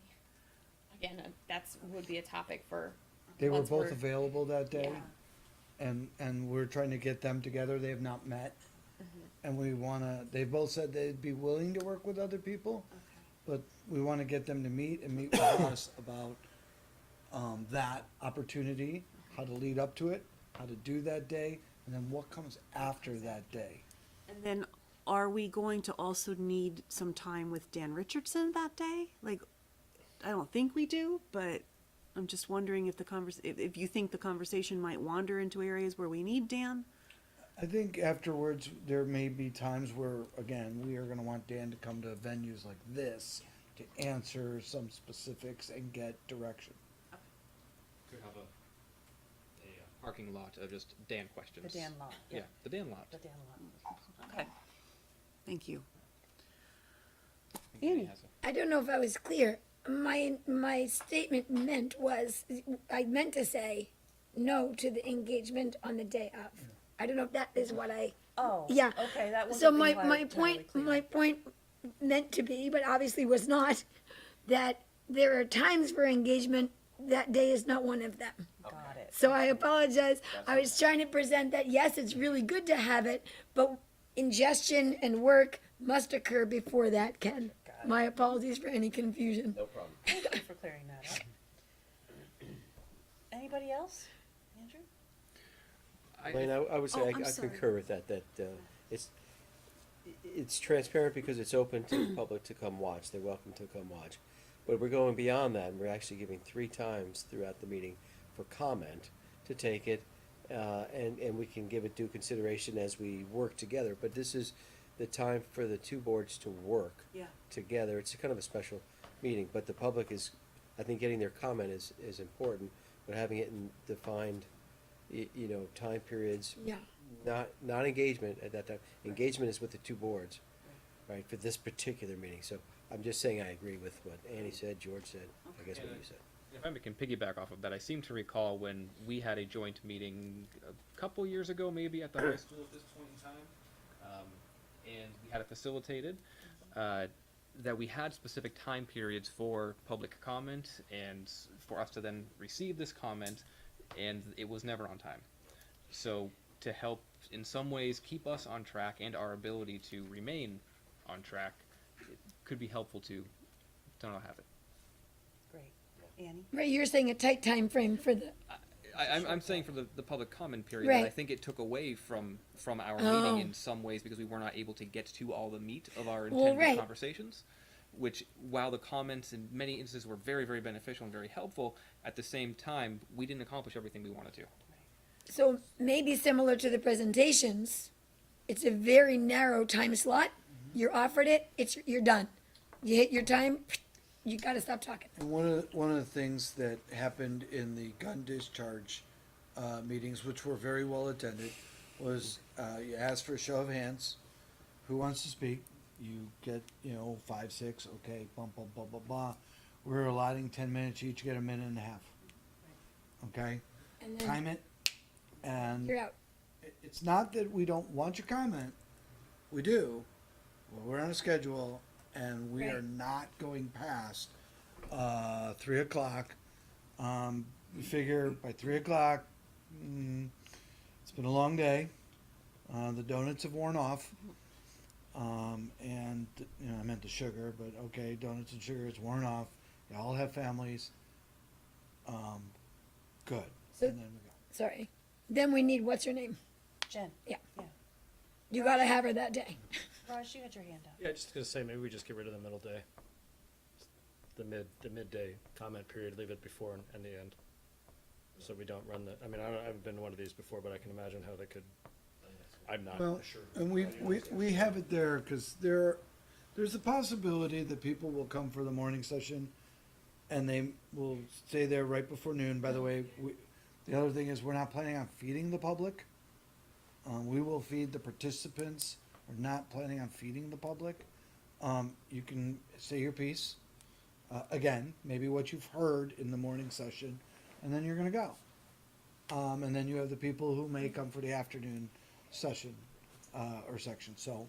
But look, if nobody's there and there's only 2 people that wanna speak, give them a couple of minutes each, and we can move on.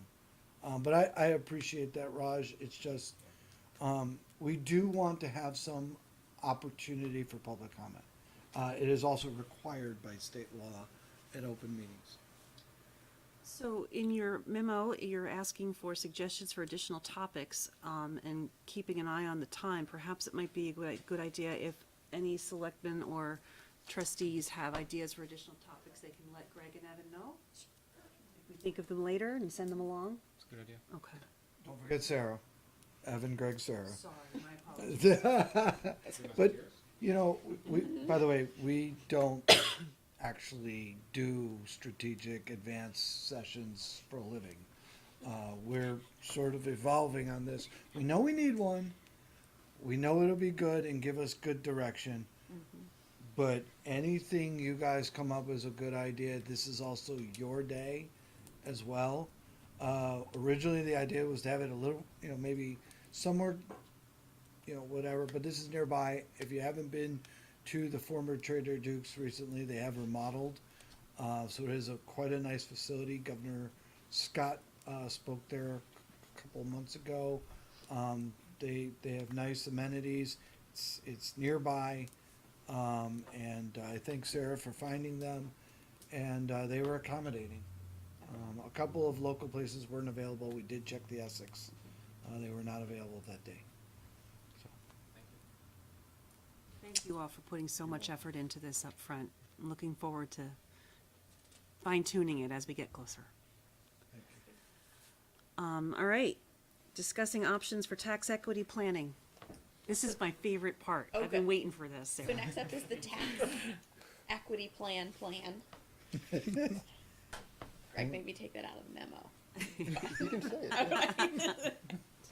So, given that the governance subcommittee has presented the 3 options that they're headed toward for the November 2020 vote, I've taken those and I've outlined 3 different plans for the tax equity plan, and we've engaged Lauren Morriso, the former finance director, who is now back from her winter in Florida, to help us create some models that align with these different plans so that we can get into them and play with them and see how they play out and maybe tweak them some. In short, the 3 different models are the unified charter, and what would happen if we just merged this is just the money section now, if we just merged all the money all at once with no phase in. The second idea is the unified charter option, a full merge all at once, but with the tax rates, not all at once, but a full merge with the tax rates stabilized or phased in over a period of 3 years, 5 years, 7 years. What does that look like? And what are our options for doing that? Like fund balance, possibly if we were to pursue the local option tax, maybe in the early years we use that to offset it before we turn our eye toward capital, and whatever else Lauren can come up with, be happy to see. And then one of the governance options had discussed a special district, and so I'm hoping that we can model out what the tax impact would be in a special district for maybe flat dollar amounts. So if we have different ideas about what we might want to pay for with special district tax revenues, we can see the impact on a dollar amount. So instead of us on the model side pointing to specific things that could be in a special district, we can know what the tax impact is for 100,000, 500,000, and play within there. And then there'll also be a snapshot of what the status quo looks like so that we can do some comparisons. Lauren has started some work on that already. And before we get too far ahead, I was hoping to get some feedback from this group about if that is a good direction, if there are any additional scenarios that you would like to see in an Excel spreadsheet, or if that looks like a good plan. I appreciate how you have the 3 scenarios that were identified and how they each, that with 2 of them at least, then have their own subsets of possibilities to really help put some numbers to our conversation. So I just appreciate that and think it's a great start. Thank you. And George? I think these, I agree with Andrew, I think these are great, I'd like to see all these. One other issue I have, though, is we have, in the village and the town, we have what essentially 2 different water districts. We have very different average household water bills, and if we throw water, how much municipal water in with the rest of your municipal tax bill, it really changes the whole flavor of tax equity.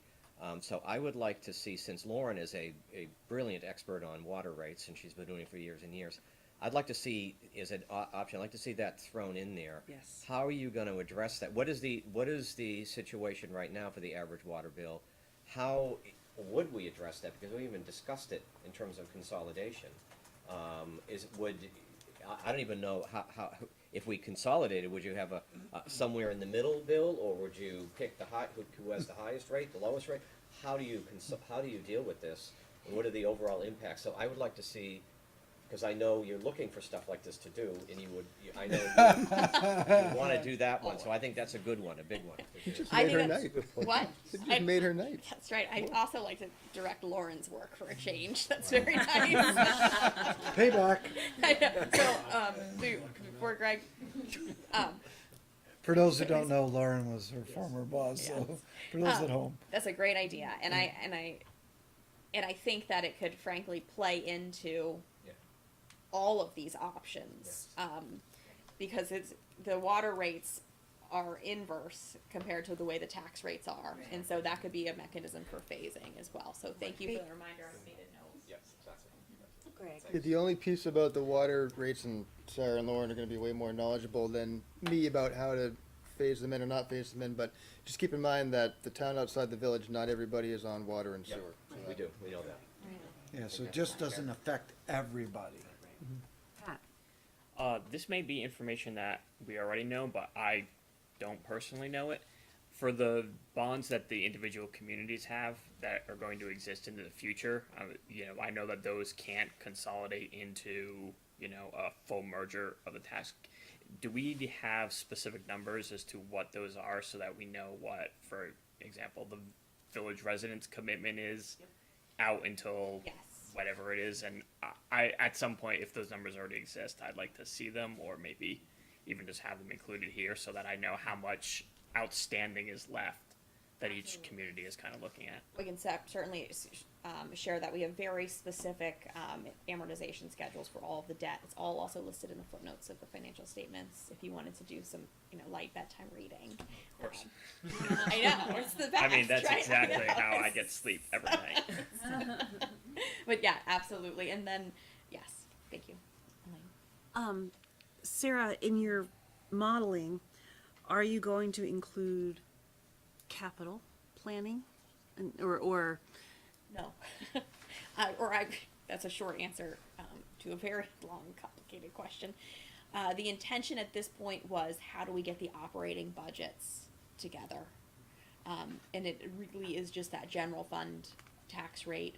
The town budget, or the town tax rate, includes the 2-cent transfer to capital, or the 2-cent capital tax, in addition to operating transfers. The village budget relies only on operating transfers into capital.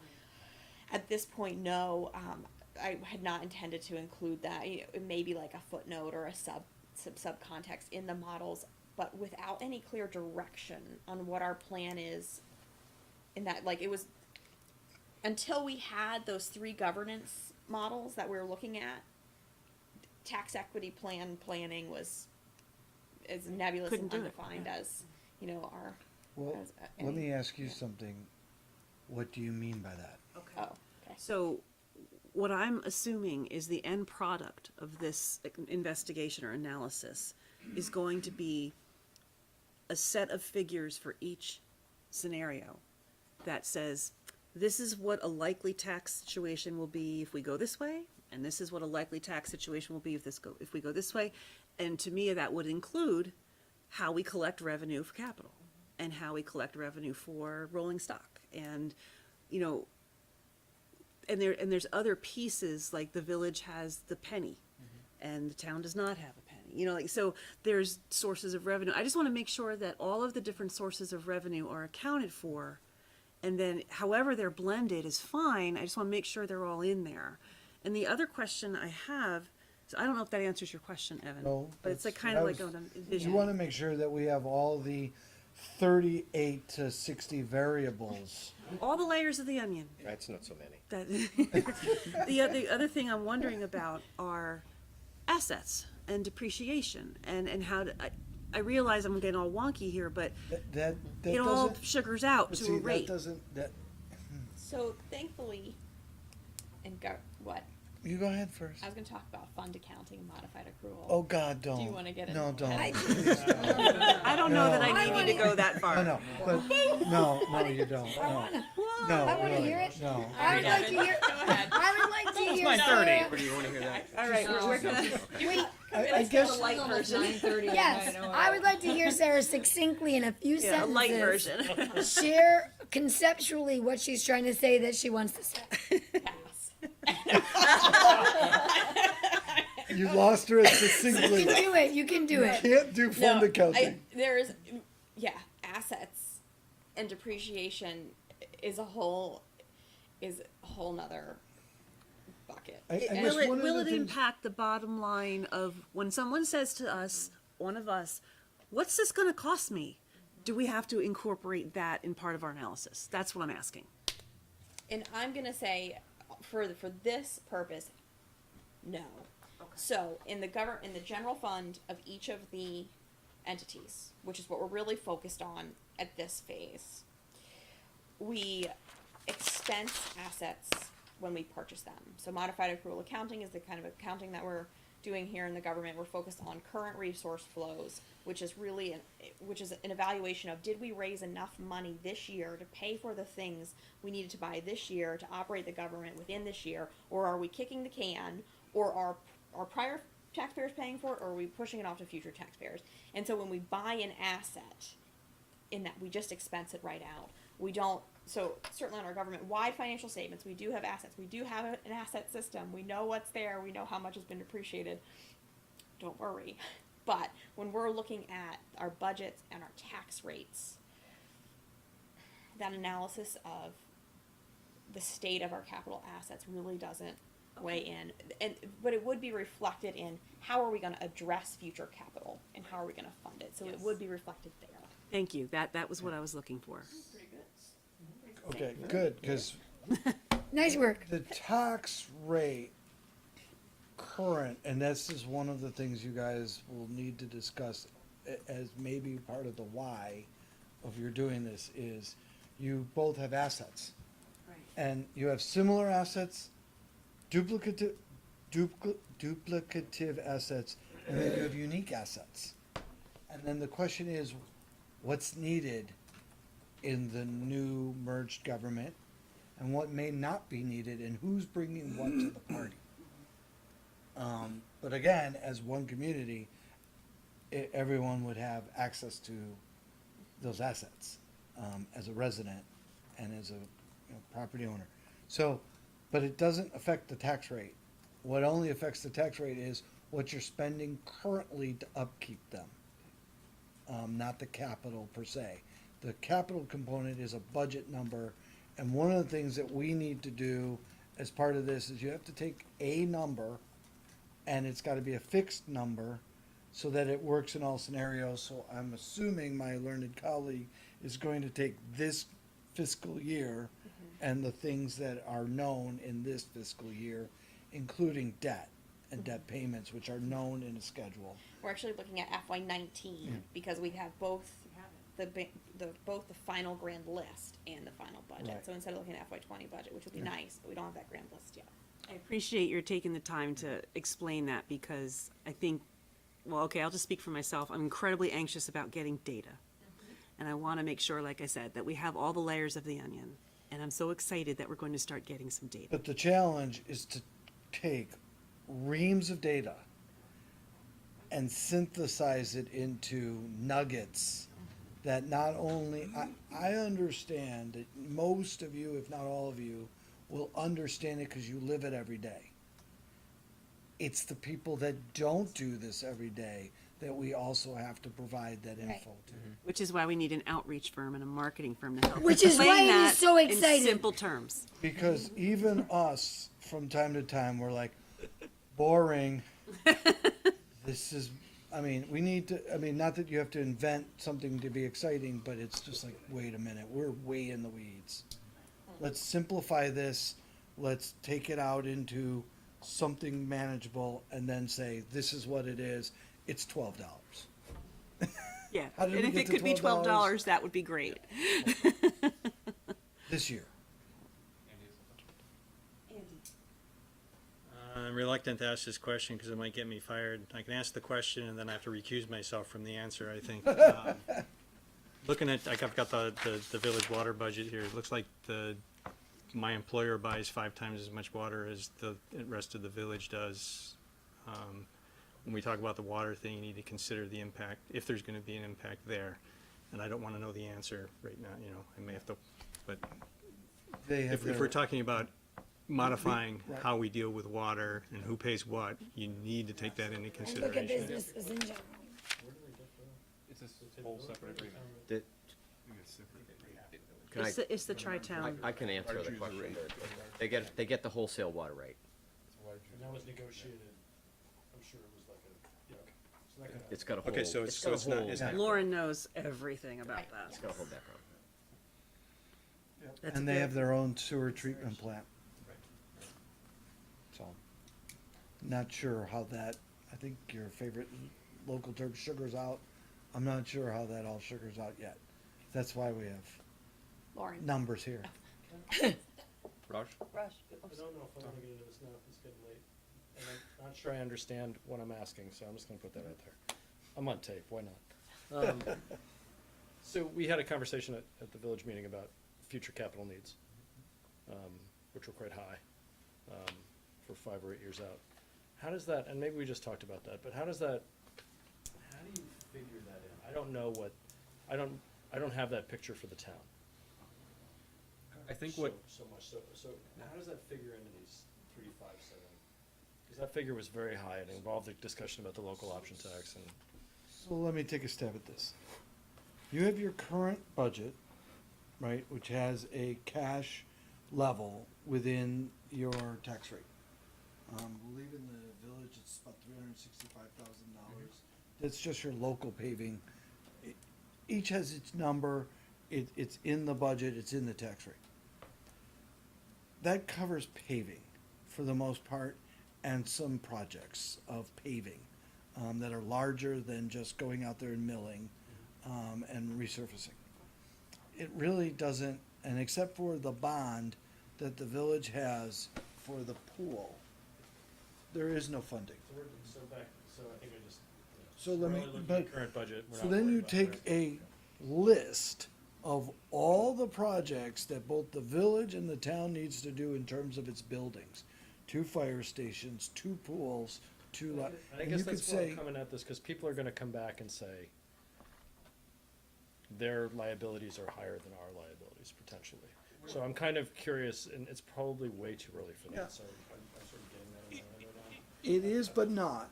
It's coming, because at the end, it's part of the equation. Look, if you were gonna take on a partner, you know, whatever partner it is, are you taking on one of equals? Are you taking on one who's got a lot of debt, but maybe has great assets? These are all things that, pretty much the communities or the boards have said, we wanna merge, but there's some things. Ultimately, you gotta decide, how many fire stations do you want? Do you want 2, or do you want 1? It's not a decision that needs to be made now, but ultimately, the bigger question is, do you want the 20,000, the expense, spread out over 20,000 residents, about 8,000 properties? Or do you want to try to do it alone with your 3,500 properties and your 4,000 properties? And the economics are going to show you, you're probably going to want to do these projects together. The only thing I would add is to keep it at FY19, so that way we know if we were to relive this year through Groundhog Day 7 times, so that we could get, or that year 7 times, to get to the full merge with tax rate stabilized over 3, 5, 7 years, what would it look like? Because there are a whole host of unknowns that we don't have a crystal ball for. Everybody? So, Sarah, you and Lauren are going to proceed, and we'll look forward to hearing back from you soon with your preliminary findings, and we'll go from there. Yes, so Lauren and I have talked about sort of a preliminary draft for she and I to get back together, I think, mid-June with what she's come up with. But yes, and thank you all for your comments. I've made a list here. Thank you in advance for what's going to be some very hard work. So, thank you. All right, Evan, joint board work items. So I'm actually going to turn this one over to Greg. We should have talked about that first. But the first thing I can tell you is obviously you can see the list. And these are just topics that came up off of our heads. I'm sure if you guys will add, we haven't, you can see the taxation, tax equity plan. Yes, this is just, both boards have agreed now, obviously, to meet a couple times a month to go over joint work items. This list is a large chunk of the reason why we wanted to do that and why we think it's necessary, and glad you agreed to do it. So I won't go into too much detail about it. You have it in front of you, but everything we're talking about, policies and procedures. Do you want to have one, rules and regulations for operating at the joint level? These separate. Each board can have rules and regulations, but if you have the same one, you operate the same when you come together. Policies for the boards, communications policy, ethics policy, conflict of interest, those types of things we can chip away at a personnel level. There's 3 contracts, 2 personnel guidelines. Those are the types of things for management to try to oversee 2 organizations that we'd like to try to bring together, come together, if not completely align them, get pretty close to it. Budget, Sarah just talked about, taxation, administrative policies, figuring out how to evaluate the manager, going into some of those details. Looking at consolidated departments and functions, even the departments that are consolidated are still working stuff out. Sarah's talked to both of you now about the electronic invoicing, electronic bill processing, those types of things that we would bring to both boards. Ordinances, the police have to figure out when they're in the town or the village which ordinance applies, those types of things. Alignment discussions, outreach, engagement, as we get towards November 2020. Other types of decisions that impact both municipalities, presentations like CSWD that you saw tonight, stuff like that, bringing that to both boards to save CCRPC, CSWD, Green Mountain Transit from having to go to two meetings. Space needs, that space needs study is moving along, that'll be coming back to you. Tree farm, wastewater treatment facility, joint RFPs, so that's the list that we've come up with, just brainstorming. I'm sure we're gonna come across more, but if I wanted to bring that up to both of you as boards and see if you had anything else you wanted to add to that you wanted to tackle together jointly, and just have that discussion. The only thing that I would like to advocate for is if we could prioritize things that allow us to operate at a level playing field. I know one of the things that just almost played out is Andy almost had to recuse himself from a conversation, which from the select board policy, you have to leave the room. If we were going to talk about... No, that's my employer's policy. Oh, it's your employer's policy? Oh, yeah. But it is also a select board policy, sorry. Okay. It is a select board policy. So for the select board, if anybody has a conflict of interest in the select board, you have to leave the room. On the trustees, as I understand our policy, say we were going to talk about an affordable housing committee, I would recuse myself from that conversation, but I'm allowed to participate in the audience. just as a non-trustee member. So we have an unequal balance in those types of situations. And so I'd like to see us prioritize those opportunities so we can have peer-to-peer and level playing fields. Again, unless there, oh, Andy, go ahead. I'd like to say that we should deprioritize spending a lot of time on making our policies the same if our goal is within a couple of years to only have one board.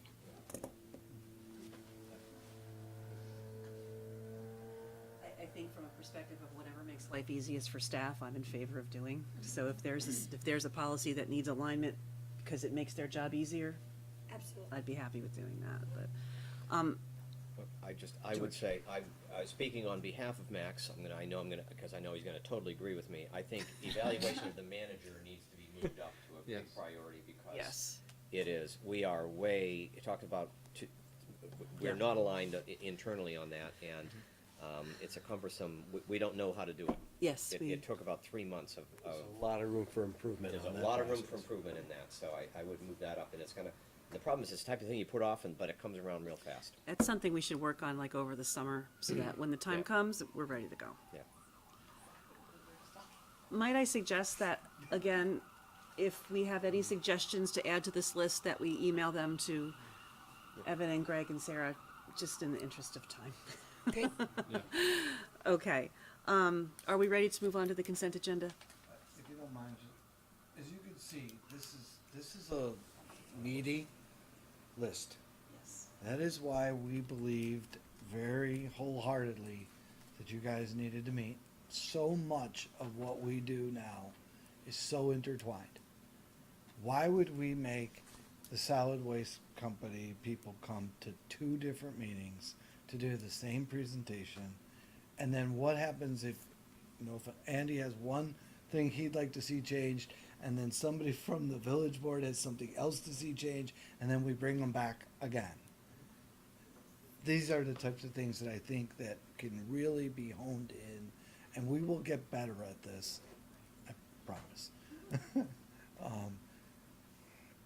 We're still trying to figure out how to do exec sessions. So, sorry about tonight. All things considered, I think it went very smoothly. It didn't look like it was gonna go that way on paper.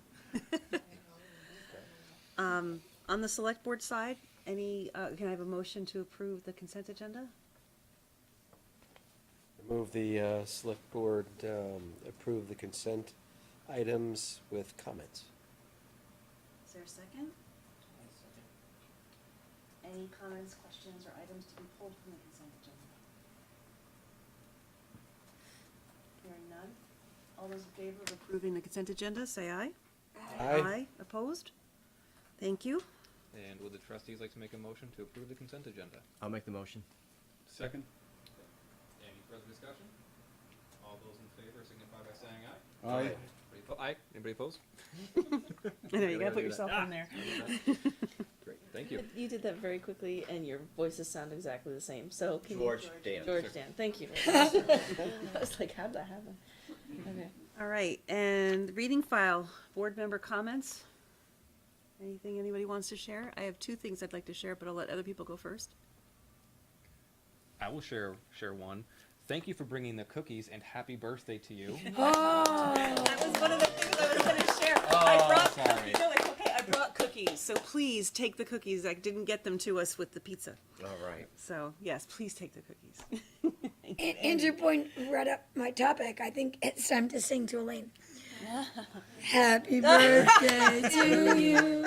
Happy birthday to you. Happy birthday, dear Elaine. Happy birthday to you. Speech. Oh, you won. The other thing I was gonna say is select board members, we have some things to sign, so please stick around. That was it. Anybody else? Yeah, I was going to apologize for not bringing my ukulele. I could have accompanied the. You can go home and call her. Call when you get home. If I can ask I a actually quick feel like this question. happens like So- every meeting you don't bring the ukulele. It like seems to be an occasion for it, so you should just bring it every meeting. So tonight we tried a couple of new things, but the one thing we also tried was, we had some awards from police departments and others, and we wanted to bring it here and have you see what some of these heroic deeds and some other really smart things that are done in your name and in the community's name. I hope you liked it. Please keep doing it. Yes, absolutely. That was great. Oh, I'm sorry, Andy. Not only did I love it, all those families that came were so, and I feel like we maybe, I know it's a long evening, maybe a little more energy toward the situation. I don't know what I mean exactly, but maybe just a touch or a hair more from us toward that, so that I'm sure they went out to dinner and everything else afterwards, but I mean, that was really so sweet. Thanks for doing it.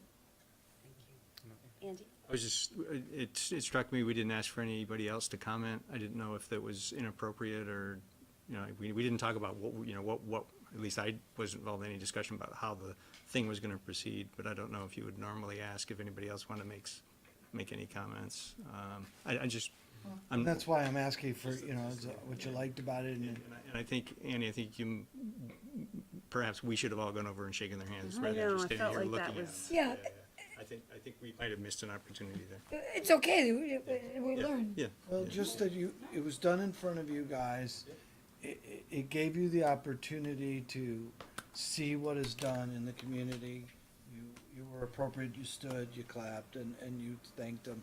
And that's, No, I recognizing this from my prior experience. I was a state trooper for almost 27 years. And in the state police, we do our award ceremonies, our promotional ceremonies down at the State House in front of the governor and the commissioner and everything, and life-saving awards. And we recognize not only law enforcement officers, troopers, but also civilians, and we give out state awards to them for likewise. So I think it's great what you did, Evan, and all of you. I'd like to see more of it, like you said. I think to tie it with a meeting that is kind of lengthy is tough. I agree with you, Annie, and everybody else here. It's great. I know in law enforcement, whenever you really appreciate that stuff so much, to be recognized for this stuff. You don't do it, expecting it, but when it happens, it really means a lot. So, for what it's worth.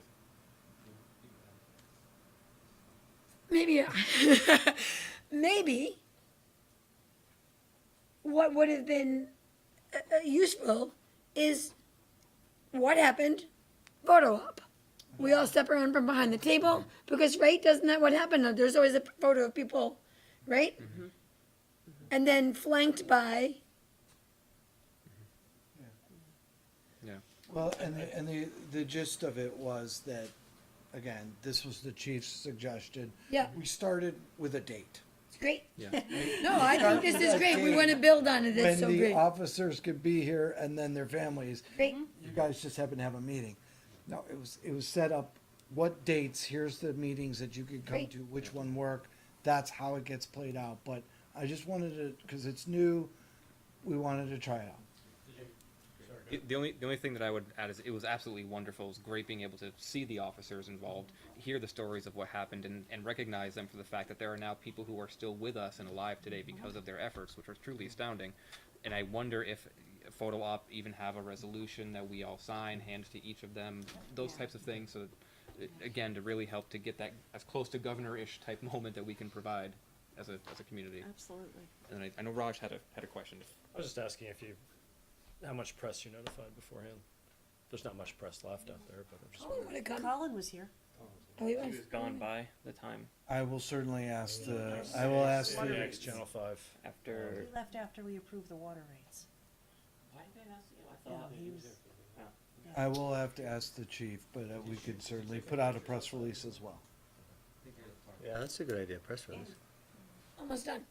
So the visual I'm having is the ceremony, the presentation will occur. We all step here. The table, that table, or whatever they need is right, and everything is facing that way. We're all standing respectfully because I was like, I wanted to stand the whole time, and I mean, Andrew were like, You go. and so I think that there would have been really beautiful impact had we stood, because I feel like there's so much respect. Again, I'm only building on the great thing that happened. This is great. I want to do more, and I want to, right? And then it would be more succinct than maybe all the things I'm saying right now. And then photo op, press, respect, standing ovations, and then the feeling within here towards the families is very impactful. I think that was our first foray into public recognition. I think we're gonna get great at it, Yeah. and this is a good start. So thank you It for was making great. it happen. Well done, nice job. The Essex Junction Little League is a joint recognition. That's right, we did that last year, because they were champs, yeah. 2 years ago. Any further comments? Okay. Select Board, I'll hear a Neighbors motion like, to I just adjourn. thank you. Do we have a second? All in favor? Aye. I move we adjourn. Any further discussion? All those in favor? Aye.